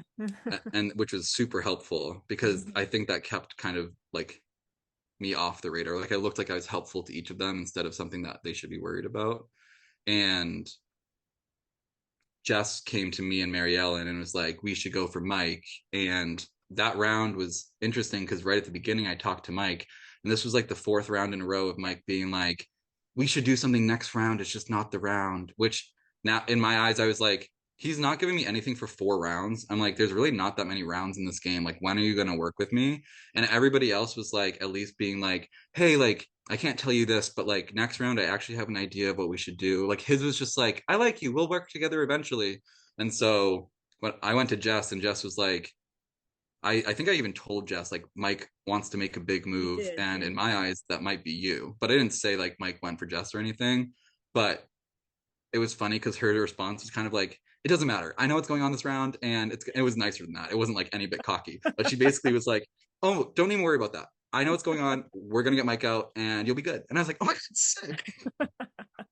And so that round was me just kind of like shutting up and walking around and then checking with Mike and being like, what was the big move? Like what? And then he didn't have anything to tell me. So I was like, okay, bye. Mm-hmm. Yeah. And I think right before we went to tribal, Andy came up to me because I basically was good with everybody else besides Mike and Andy. I was kind of like leaving to the side for a bit because I just didn't want to be good with everyone. They were like ignoring you guys, right? Like Andy and Mike weren't really giving you, and everyone else, they had no idea that everyone else was trying to at least pretend to work with and they you. were being friendly and cordial, but I would be like, what's going on? And he'd be like, oh, well, I guess we'll see, like stuff like that, where I'd just be like, and then it wasn't until that round where he was like, am I in trouble? And I was like, I don't know. I guess I don't really know what's going on. And then he was like, oh my God. So I think that was part of, so I think that was part of why he was, among the other many reasons why he was nervous going into that tribal. But I can't lie. Like I thought I might be going home that round when he played both of his things and I knew I was getting a vote. Also, still to this day, I don't know if I got 1 vote or 2. Do you know how many votes I got that round? You got 1 from Mike. That's it. Mike. In my like brain, and I've told other people this too, I like really remember there being 2 votes for me, but I also was like a mess that round. I like had no idea what was going on. Not possible because Andy. Wait. Right? Andy didn't play a shot in the dark, did he? I think he played his shot in the dark and then it failed, and so then he played his idol. Okay. That and then he wouldn't have been able to vote for me if he played a shot in the dark. Yeah. So there must have just been 1. But I left that tribal thinking there was 2 for me, which really spooked me. And I was like, everybody was like, yay, we get to make the final night and the final day. And I was like, what's going on? Oh no. Oh no. And then we walked back from that tribal and Delaney and Dan were next to me. And Delaney was like, Dan, I'm so sorry I didn't let you in on that vote. And Dan was like, wait, I didn't know you were in on that vote. Yeah. And I was like, you both were so nice, love ya. And then they never put it together either, that like no. they never questioned like, oh, why didn't Matt tell me that? Yeah. Oh, yeah. shit. I was like, thank you, bye, have a good sleep, see you in the morning. That's so funny. Okay, so you have your last night, and it seems like a lot of camaraderie that final It was night. really cute.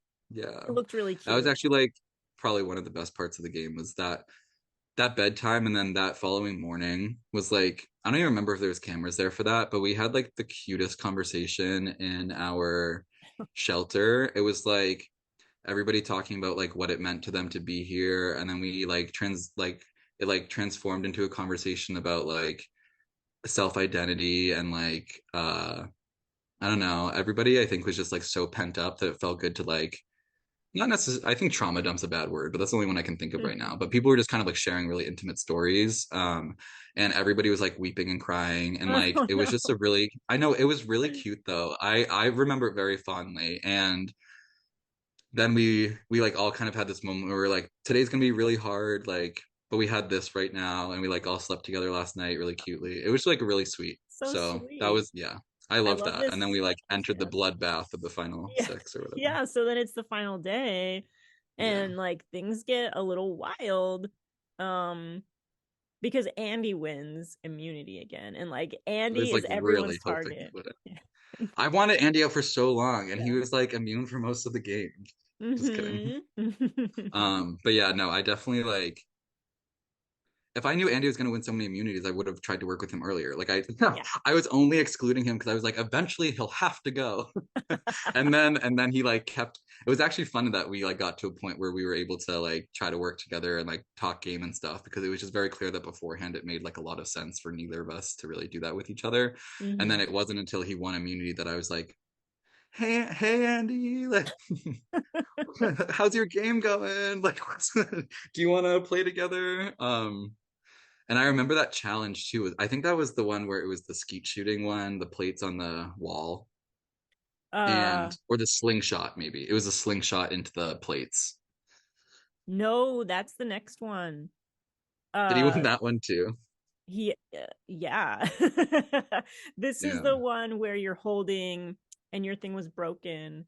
The balls, yeah. That challenge was so funny because they were like, draw for spots, and I kept getting like the last pick for like, or second to last pick for like everything. And usually it didn't matter, but I knew that eventually they matter because Becky's firewood was not a good draw for spots. So I was like, these draw for spots, like you got to be really smart. And I remember getting up to that one, and the only one I could grab, if you held the stick like this, the platform was like this and sturdy, and like if you like moved it, then it was wobbling. So I was like so before I even put the ball on, I was trying to make sure the top wouldn't fall off, and I was like, Liza, can I have another one? And then I could tell that it would have taken like, it wasn't just we have another one right on hand. And I mean, we literally did just draw for spots. Like, so it's not like I didn't want to agree to draw for spots and then be like, this is not a good spot. Like that would have been so annoying. So I just went with it. But I remember being the whole time being like, whoa, yeah, whoa, just trying to get other people to be annoyed and drop, because I was like, I'm not making it past 2 people in this challenge, because from the second you put the ball on, the base was wobbling and you had to hold this like kind of sideways. So you did make it past exactly 2 people, and then you were out. I couldn't remember. That was one I thought I could have done well on though, because I mean I do have pretty steady hands. Like I used to, like those are things that I'm good at under pressure, but whatever. I don't know. It would have started looking weird if I was winning immunities at that point, I think. So it's probably for the better that it didn't. But I was nervous because I was like, there's only a few of us left. Like I'm eventually going to be getting votes, and I just got one. So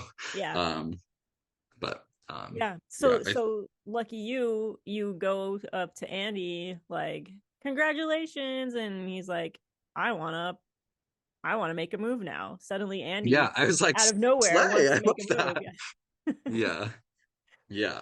That round was like really interesting because you could see like everybody's like pupils dilate when Andy won, because they were like, who do we go for now? Everyone was upset. It was so funny. And I was like, well, I'm not going for Mary Ellen, but the previous rounds I had been telling people, like, I was never like, is this the round we go for Mary Ellen? But I was always like, hey, just to let you know, like, I'm aware there's going to be a point where like we're probably going to have to go for each other. Just like let me know when. Because I was like, in my head, I was like, I need to know when they're voting for Mary Ellen. So I can't say stuff that will have people not tell me when Mary Ellen's getting votes. And then so that was the round where it was like getting stressful because I remember after the challenge, I think in our heads we were just like, Andy can't win another one or something like that. And so we really only had like 10 minutes to chat. And there's a lot of break off groups, even when there's only 6 people. And I remember hopping, like I had a one-on-one with Mary Ellen where she was like, the only person I don't want to vote is Dan. I'll do anybody else. Let's go figure it out. And I left that conversation being like, I really don't want Dan to go. Like, yikes. Like, I wanted Jess to go. But when I was hopping around, I was like, there's no way Jess leaves right now because I didn't want to betray Delaney right before the next round where I would have really needed her. And then Andy can't go. And then Andy and Dan are working together. And Mary Ellen doesn't want to get Dan out. So I was like, this is going to be Mary Ellen because it's like, the other option I think was Delaney. And then I had told everybody what they wanted to hear. And so as we were walking towards Tribal, I was like, everyone's going to be pissed right now. Like Mary Ellen might go home. If she doesn't, Delaney goes home. But then everybody's voting for Mary Ellen now because I told them I would. But then we get there and then in line, I was like, I'm actually not voting for Mary Ellen. I don't think that I think that's the next round. Oh, really? What was this round? But I like maybe you're mixing things up, or maybe, I mean, the cameras don't catch everything, right? But because this is the episode I just finished yesterday, so from what I could see, it looks like you're trying to push Jess because Andy is pushing Delaney, and Andy's kind of like one of those girls has to go, right? Yes. And then he's like, let's call in Dan, and Dan is like, yeah, one of them has to go. I think Delaney's a bigger threat. And then you all kind of agree like, okay, yes, Delaney's a bigger threat. But you're leaving there thinking like, I can still push this on Jess. Because you didn't want Delaney to go. You didn't want Dan to go. Obviously not Mary Ellen. So then you go to Mary Ellen and Mary Ellen's like, I need Dan in this game. He's the one I can beat. And Delaney's a huge threat. And you're like, fuck. So then you go to Delaney and Jess and you're like, Delaney, you're in danger. You're in danger. Yeah. So you guys decide to vote for Dan. There's never any talk of Mary Ellen except for when Dan is around because Dan thinks Delaney and Jess think it's Mary Ellen, blah, blah, blah. And you're going along with that. But every conversation you have with Delaney and Jess is Dan. And you are like not wanting to do that. And neither is Delaney because like he's an easy beat, everyone thinks. Right. I remember from that position, like all of those conversations were happening. But then I also had the conversation with Delaney about Mary Ellen being an option. Yes. And then as we walked to line, like in the line, I was like, I take it back. Like I could not do Mary Ellen right now. I'm like not doing that. Okay. And then her and Jess got nervous because they were like, but they're going for us. Like we need your vote. And then that's when I was like, I like freaked out and I was like, I'm going to tell Mary Ellen that she's in trouble and that she has to play her shot in the dark. And then our 3 can get out Dan. And she'll just have to be thankful, hopefully, maybe that she's still here. Because I don't know what's going on and Dan can leave right now. And I remember being like, I don't want Dan, Mary Ellen, or Delaney to go. But Andy can't and Jess just randomly won't.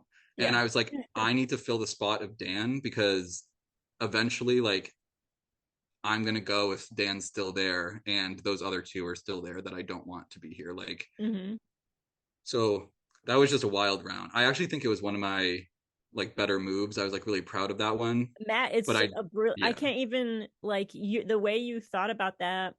I guess you did it at the last moment, but because there's a round before that. I think it's the one where Will goes home that Mary Ellen is talking to you about should I use my shot in the dark? And you explain like, I think the shot in the dark is misused because your vote matters more. And then you fucking use that against her later and essentially tell her to give up her vote just so that you can get out Dan, who she doesn't want to vote out, which like it's this beautiful full circle moment in episode 11 that I just love. If people and then you see together. me like crumble from guilt afterward, like and I don't know, and it's hard to like, I feel like after those moments, like especially now, like 6 months later, like I feel like my memory like does kind of rewrite some of it, so I am interested to see like what happens. But I remember going into that being like, Mary Ellen or Delaney are going home right now, and I do not make it to the end of this game if one of them leaves right now. And then being like, how does this, like, I was like, there's no way for this to work. And then luckily we keep having these shot in the darks. Those shot in the darks saved my game like 2 different times, even though I didn't use one. Yeah, it's amazing. But yeah, I did feel bad for Dan though too, because like 12 seconds ago we were like promising each other sweet nothing still, and like that, I'm not trying to ever be that person that, like, I'm very cognizant that the person who gets to the end of the game that broke a bunch of deals like generally doesn't do well. So I was like, shoot, like I hope he can see that for what it was, which in hindsight I think was kind of cool, but in that moment that's just brutal to the 2 people of the 3 that I was like, in order to save the 2 people I needed, I had to screw over 2 people I needed. So it was weird. Yeah. But luckily you had a couple people on the jury who were just talking you up, and so Dan got to hear everything else you were doing. So eventually he forgave you, I guess. Thank God. Yeah, we've hung out a couple times since and we're buds, so that's good. But I was like, yikes, I think there's a couple of people I fucked over in this game, obviously, but I feel like his was brutal because he left without knowing that there was any fucking over. Yeah. At least like Mary Ellen knew I was like a little skeezy the round before, but Dan like left. Oh, I still feel queasy, but whatever. Okay, so talking about feeling queasy this next round, I haven't edited this episode yet, so somebody wins immunity, probably Andy. Oh, it's the shooting. Andy wins. This is the one where we put them on the thing, right? The clay pigeons on the wood. Yeah. And then like, I think one other it was the slingshot. Yeah. So it was a fun one. Advantage. Yeah, it's not a good advantage. It's fun. Really, nobody hit a fucking target by him, and maybe one other person hit a target. So I remember like we drew for spots again of who could put up their skeets like in what order, and he went first, and then he put his up like 3 in a row, and then I was like, I've never shot a slingshot, so I put mine like around his, like next to his, hoping that if he missed he would hit mine. And I was like, oh, like he just has to miss 3 and then I'll win. And then as we were going, I was like, shoot, like he's gonna hit his, and then if I miss, I'm gonna hit his. Yeah. So I was like, shoot, I can't aim for these now. So then I was only aiming at the little jar down there below, and I did hit the jar, but it did not crack it. It was Delaney that cracked it. But what a dumb advantage. I mean, I know. I can see that being immensely helpful, but if I grabbed it, I wouldn't have wanted to tell people what it was, and then they'd be like, you have something. So I respect what Delaney did with it. I also don't know what I would have liked in that, you know? And I did think it was fun to go for it, but I think I was just bitter I didn't get it. Maybe that's what it was. So what kind of strategy talk happens after that? Because you probably want Jess to go here. Andy can't. I was fine with I mean, if Andy had lost, I would have been fine with Andy leaving. But he didn't. And then I was like, I only want Jess to go now. And it did kind of set up, like, you could tell that the others wanted Delaney to go instead of Jess. And so I feel like it kind of set up like a really interesting thing where down the road, like Delaney didn't know if she should play it on herself or if she should play it on Jess. Yeah. And then Andy came up to me right after that tribal, and he was like, whoa, you voted for Dan. And I was like, yes, I did. I was like, aren't you proud of me? I did something this game. I did one thing. And he was like, oh, Matt. And I was like, he was like, and then I remember he was like, but it doesn't make sense for us to not try to work together now. Like now is our opportunity to do that. And I was like, yes, Andy, like good for him. I saw you and Dan is really close. Like me going for him, like I was really hoping you'd come to me afterwards. Like now that Dan's gone, and like that is what's happening right now. Like I'm totally fine to pivot if you want to do that. And then so I went into that round like really setting up that it could like be me with Andy and Mary Ellen going for one of the girls. Uh-huh. But in the line prior, I had heard from Jess that Delaney had an idol because Jess was whispering to Delaney and was like, should you play your idol? And I was behind her like, yeah, should you? That's crazy. I was like, no. And so right afterwards, I was like, hey, just to be clear, like I heard both of you say that Delaney has an idol. I will not be using that against you. I would love to be part of this. and you could tell that they were both like, shoot, I didn't know we talked about it that loud. And I was just like, but aren't you glad I told you? Aren't you glad I told you? I'm just your best friend. But yeah, so that round was kind of like, how do we go into this and have me survive still, have them not go for Mary Ellen, who is the only option for the girls if they don't go for me, and then also have Andy think that I am like working with him too. Yeah. So I was like, this is really tricky. And so that round was also like a blur, like each of these progressing to the end rounds, like I really have very vague memories of. I think, bless you, I think that my majority of that round, after I chatted with Andy briefly, was like going to Delaney and being like, what are you doing with that idol? Like, let's talk it out. I was like, I know you have an idol. I know you're going to use it. I know we both want to be here. Like, what are your thoughts? And we had a really, I think, like, good chat about what it means for Mary Ellen to leave for our games and what it means for Jess to leave for our games. Mm-hmm. And we had this chat where I was like, you're the one with the idol, like you get to decide what to do with it. Like if Mary Ellen goes, that is a vote for me on the jury. And if Jess goes, that is a vote for you on the jury. Yeah. I personally see us both having a chance at winning this, but I think that like if you are thinking about getting to the end with me, like we need to think about who's there with us, and it might be Andy. So we also have to like figure out like what makes sense for right now and who we can beat next round, and also what's good for you at the end in terms of who's on the jury and what's good for like me on the end. Because we were both posing this thing, which is still true to this day. Like we thought we were both going to have a fighting chance at the end. Yeah. And we were both just going to scrap for like the 1 or 2 extra votes. And so I really thought going into that tribal that she was going to use her idol on herself, say that she was worried about going home, which would have been a very valid idol play, even though it wasn't correct, because it would have gotten her to the fire making. Mm-hmm. And then, so I really thought that Mary Ellen was going to stay and Jess was going to go home, because I was like, if you and Jess are both at the end, you both might split votes. Like, don't you want her vote plus your friends' votes? That would have maybe given 1 or 2 to her.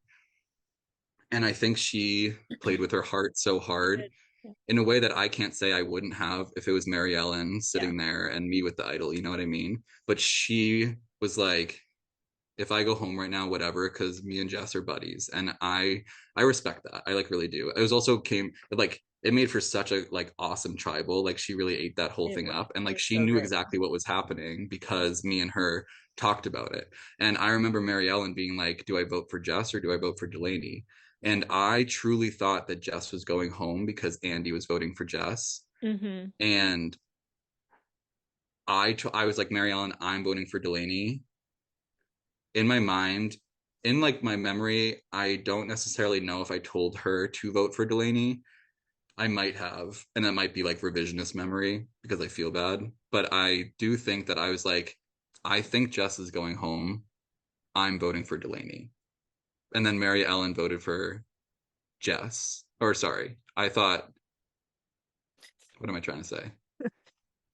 Did you both voted for Jess, right? Or did one of you vote for Delaney? I voted for Jess, and I think she voted for Jess because I told her I was voting for Jess. But she was going to vote Delaney, which would have sent Delaney home. Would it have? Because it would have been 2 votes on Mary Ellen. And then 2 votes on just canceled and 1 on Delaney. Oh yeah, wait, because He still would have gone. Andy was okay, yeah. Okay, I'll remove that guilt for myself then. Thanks. Yes, you're absolved, my son. I just remember like I thought I was playing that round really hard because I knew where the pieces were and I knew like what could happen, and I didn't actually have control over what actually was going to happen because I wasn't the one with the idol. And so I just like went into that round with so much guilt and being like, I hope nobody leaves except for Jess. And then she stayed, and then I was like, and then right afterwards we all cheered because Jess stayed, and I was like also excited that Jess was it was a mess. I just remember walking over to my confessional and just weeping, and then I think I got up and like finished it. Yeah, it was a lot. The last few hours were so emotional for everyone except Andy, probably. Yeah. Good old stone face Andy.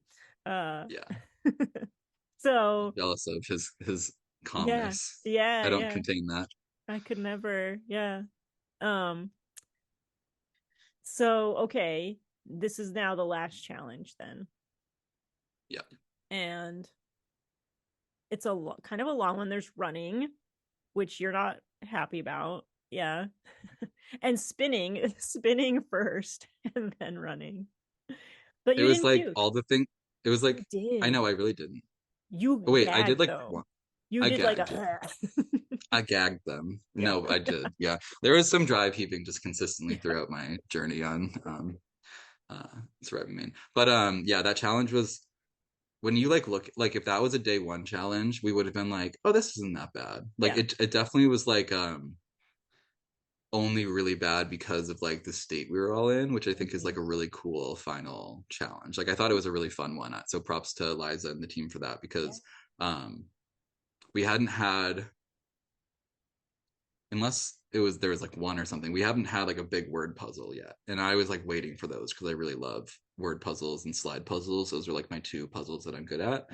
And I was like, shoot, like if I can get to the puzzle, then I can actually do this, I think. But I saw how daunting just all those stops looked, because I was like, that's kind of far away. Like this is a field right now. And like, I haven't run for the past couple of hours. The last ones have been standing. So I was like, I feel like my body's not even in like go mode right now. And I definitely like feel really depleted. And I just like cried my whole, like everything out of my body. And then I think when they were like describing the challenge, they like talked about the stations and then talked about the word puzzle. And then last they're like, and to start, you're going to spin in like a million circles. And then I was like, oh my God. I was like, can I start making fire now? Like this is, I just really didn't think it was going to work. And then, I mean, we'll all see in the episode, but it was like quite the juicy final challenge in terms of everybody missing stuff. And I remember running back out and then like seeing that Jess still had pieces, and she was the one next to me so for a while, like I couldn't even like see Andy or Delaney. It just felt like me versus Jess. And I like every time I would like just glance at her station, like she just had like huge words, and I was like, those must be correct. And so to see that she still had a piece she was missing, I was like, that was like the fire that I needed to get back. And then I think before that I was like, not that I was giving up, but I was trying to like not puke and die, and I was like spelling out like slay and stuff in the letters. And then and then once I saw that people still had missing pieces, I was like, I can win this. And I still almost didn't. So it's funny that it all worked out the way it did. Yeah, I mean, it really was wild, because Andy was the only one who had all of his pieces, I think, and just couldn't get it right. Poor Andy. It's so tragic. I know. I wonder, I also don't know if like, to say Andy did win there, like who would he have taken to the finals? He probably would have taken you. That's what I was thinking too. I think Jess 100% would not have taken me. I think that really? I think so. I mean Jess just got saved by an idol by Delaney. She would have for sure taken Delaney. So it would have been you versus Andy, and you would have gone. Oh my gosh. Yeah. Wow. So that's when it felt like it was just me versus Jess. It was because of that kind of too, because I was like, I like, not only do I want to win right now, I was like, Jess cannot win. Like just like, I was like, Delaney might grab me if she still remembers the conversation we had the round before about like needing Jess on the jury. But I was like, Jess will not bring me to the end. And I was like, I have to beat Jess right now. And then it felt like she was the one that was leading the pack for a while in the puzzle. And then when I saw specifically her piece was missing, I was like, oh, I'm like recharged right now. Wow. Yeah. Wow. Yeah. So it was kind of wild. And then you I just fucking did it. You fucking won individual immunity. Amazing. I know, it took a while. My first one. The one you needed. Yeah, totally. That's why I felt like so I had just watched Marianne's Survivor season, and I felt like I already had the moment of her openly weeping day one with Larry, and then I felt like I had the Romeo like only winning the last immunity challenge, and it felt those are my two favorite players from that season. So I felt like I had a cool little Marianne and Romeo moment from that season. Yes. Amazing. Yeah, it was cool. It was definitely like after that it was a blur. But there's definitely like winning individual immunity means that you can immediately start thinking about your speech, which I think was like tenfold helpful. Yeah, and I feel like you started your speech at that Final Four tribal. Yeah, I did, yeah. Because I remember like we went into the I don't know if we went into the tribal, but we at least went into the challenge not knowing how Final Four was going to work. We didn't know if it was going to be a traditional vote out or if it was going to be a fire challenge or if the fire challenge would only come if there were ties. Like I didn't know how it was going to work. And we had shots in the dark. So I was kind of assuming a fire challenge might be a thing if they were going off of like current season type of playing, but I didn't really know. And so I didn't even consider that fully until I like won the challenge. And then my first thought wasn't like who's going to go into fire making. It was like, shoot, like when you have fire making, like you give a great, beautiful moment to like somebody who didn't just win immunity. Yeah. And I was like, shoot, I don't know if I was hoping that my immunity win would be like that one thing at the end that I was like, see, and then like when I finally needed to like step up and do it, I did it. And then if somebody has a fire making, like especially somebody like Delaney who just played an idol correctly and then like wasn't getting votes and then was like in really good spots, like, or even Andy where it was like he could have been like, I know I misplayed a couple idols, but I ultimately didn't need them and I made fire when I had to. Like there was so many ways that a fire making could have like really won the game for somebody, especially when I didn't know how the jury was talking about me. And so I was like, shoot, like I have to say something here. So that was kind of my point to be like, hey everyone, like this fire making is gonna be really cool because two people are gonna be in it that are really good at making fire. But I just wanted to let you know, like I already did my part and like I hate this part because I'm essentially giving somebody a reason for you to vote for them when I already earned like mine. And that was what I was trying to say without being an asshole. But you did a great job, and I think it helped you. I don't think it helped you. I don't think you needed it, but like, you know, I think it. I don't know. It was very good, and it prepped you for your final speech too. Yeah, it was I like felt here's honestly this really little weird bit of after information. You felt what? Yeah, I felt weird after it because I know like in my daily life I can get kind of wordy, and that was something I was really trying not to do during this game. Like I was trying to like say what I wanted to say, but also like be concise. And that one felt extra rambly to me because I didn't say anything the whole tribal until that. And then I was like, oh my God, I'm giving like a speech, right? Like this isn't Model UN. Like, can we? I was like, they're trying to win a Survivor game right now, not like AP history. You were talking about statistics and like whatever. It was all over the place.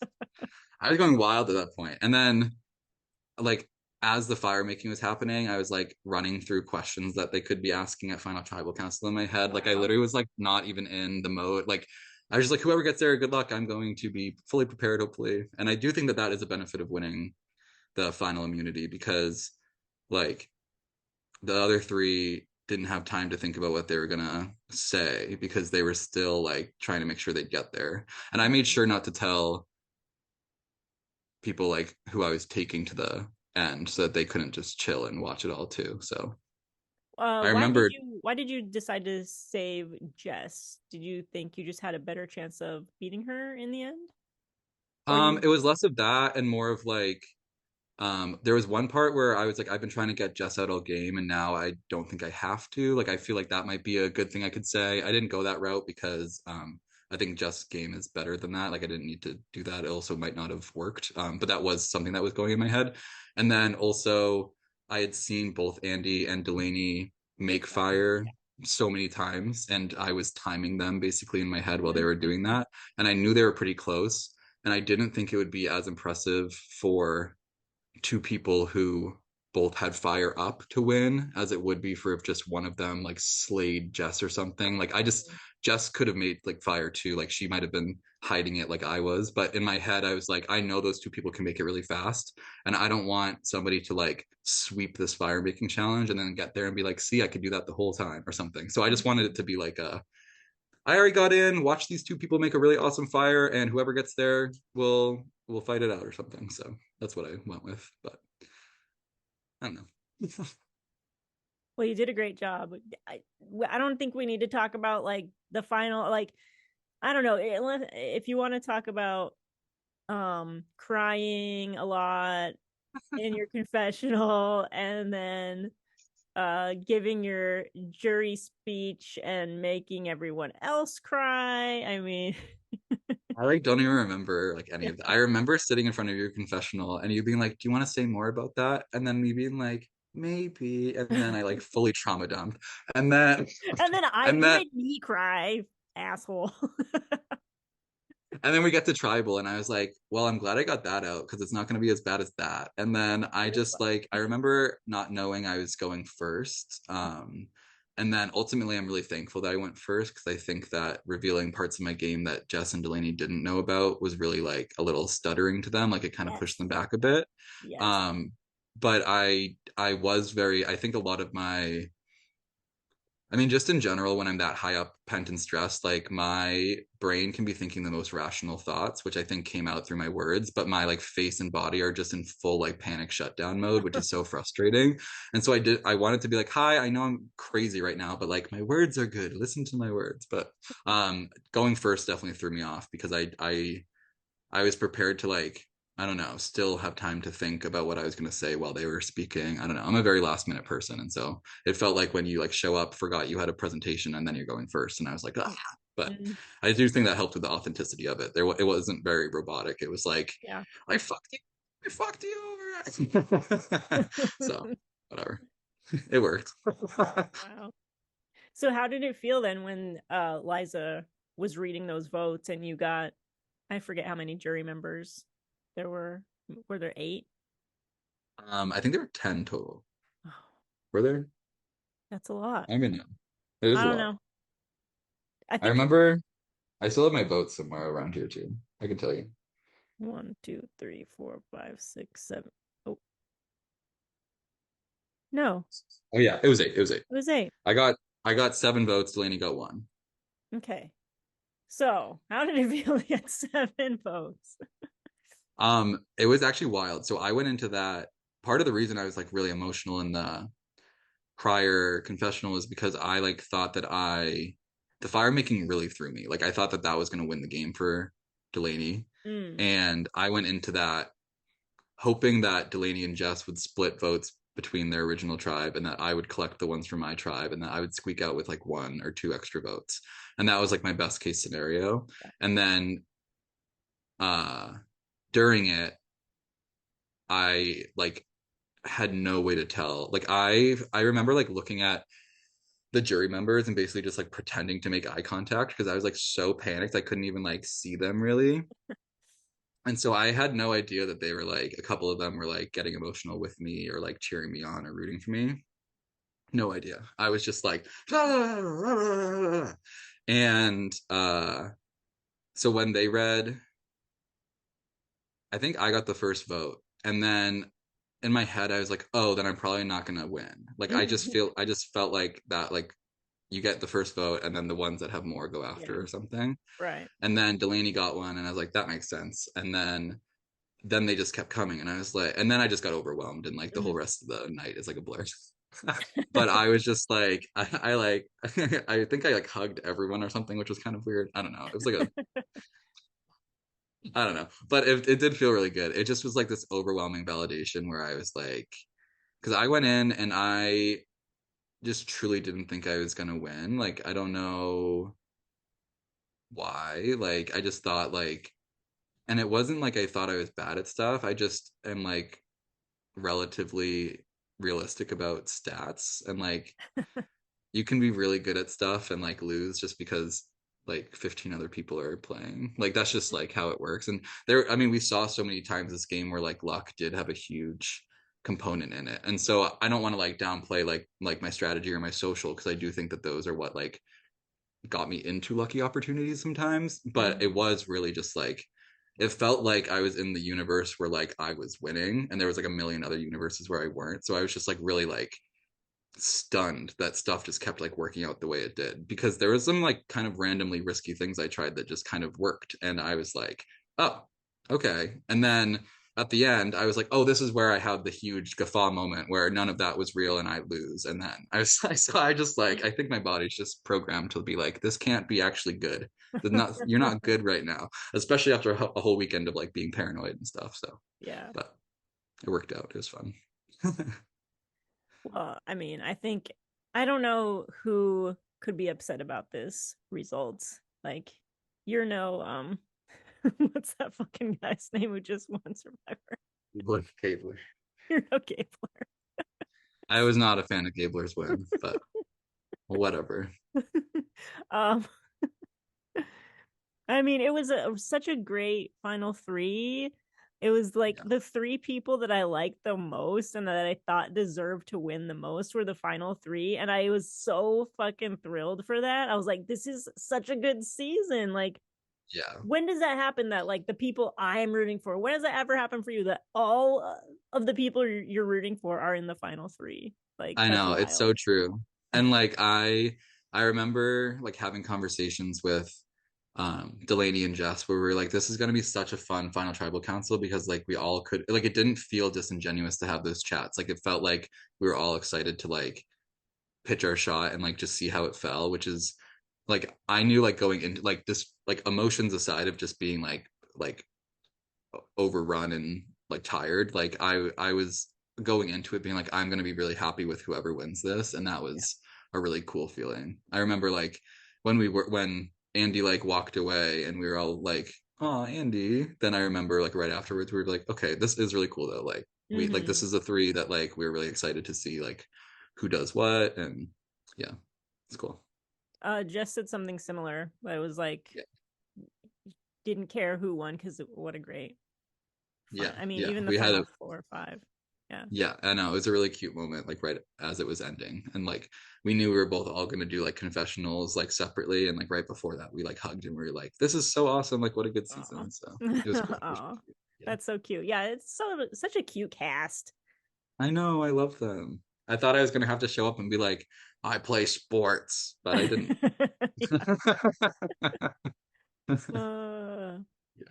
So Matt, also oh, go for it. I was just gonna say, would you play again, Surviving Maine again? I would, yeah. I think I would just have like a little bit more fun with it next time, because now I feel like I don't. I had so much fun. I had so much fun, but every moment of fun had like this cute little like wrinkle of fear connected to it, where I was like, are people think you're having too much fun and you're gonna get voted out because they think you're just like, I don't know. It was all those thoughts were so bad. And so I feel like if I did play again, I would just kind of like be like, oh, like I can help us do some stuff. I know how some challenges work. Like, let's just see how far we can make it. I just want to make merge, like that sort of thing. And if anything happens past that, that would be just fun bonus. But I don't think I would ever say no to playing this again. Yeah. And what about Real Survivor? Have you applied? I have, yeah. I am hoping that stuff works out in regards to that. I have heard back from people a couple of times, but I'm not like filming anything right now, if that's what you're wondering. But I do think that if I keep at it, I do, especially after winning this season, that I do I just like having lofty goals. I don't think they're bad to keep in your back pocket, and that would be a fun one. So. And you're young enough that you have another like 15 years of being like totally viable as a youngish Survivor player. So yeah. If anything, I'd be more prepared than I was for Surviving Maine, because I'd actually work out before. So maybe eat something besides trash on the way there. I was gonna say, I left, like, I was so just tired and out of it when the game ended. I left like my little canvas bag and like a jacket there and stuff, and I had to go up the next weekend to get it. And we were the squirrel tribe, and when I got back home, there was 4 baby squirrels in my canvas bag that a mother had laid there, and where the babies were nesting in my canvas bag. And I was like, I know, it was so wild. And it was like right as I was going to leave to Vermont to go work the job I worked this summer. And so I mean, they were literally like the little pink sausage looking, like just born 3 days ago squirrels. And I gave them to a rehabber friend I have down the street, which is very helpful. So they probably didn't make it, to be honest, but we have hope that they did, which is exciting. But I did think it was really cool that we were the squirrel tribe, and I was on Miko for both the beginning and the swap. And then my buff literally has squirrel bites in it because they were nesting in it. Shut your mouth. Isn't that so so cool? Fucking cool. I know, there's like tears on this from a squirrel. Baby I was like, oh my God, that's so cool. So that felt like it was meant to be, kind of, which is cool. Yes. Oh, I hope they made it. Yeah. If not, squirrels have 2 litters a year, so it'll be okay. Okay, their little squirrel souls will come back. Yeah, right into those next ones. Yeah. Exactly. That's so funny. Oh man. Well, this was a lot of fun, Matt. It was fun. Thanks for talking to me. It's about 2 hours, so it's exactly what I thought. Yeah. We're always on time. Punctuality is important. Yes. Awesome. Well, I'm excited. I mean, as of this point, we haven't seen any of the episodes, so I'm excited to watch them all when they come out. I'm so excited for you guys to watch them. I'm gonna stop recording. Bye. Love you. Bye. See ya. How do I stop recording now? And there you have it. My interview with the winner of Surviving Maine Season 3. We are very sad this season has come to an end. It was such a good season, and I can't wait for Season 4.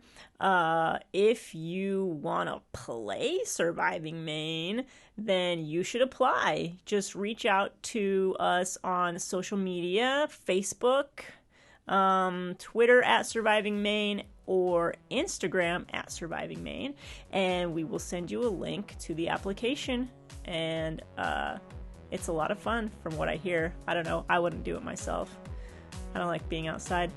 But anyway, thanks so much for listening to the Surviving Maine podcast and all these interviews. It's been a ton of fun. Until next season, bye!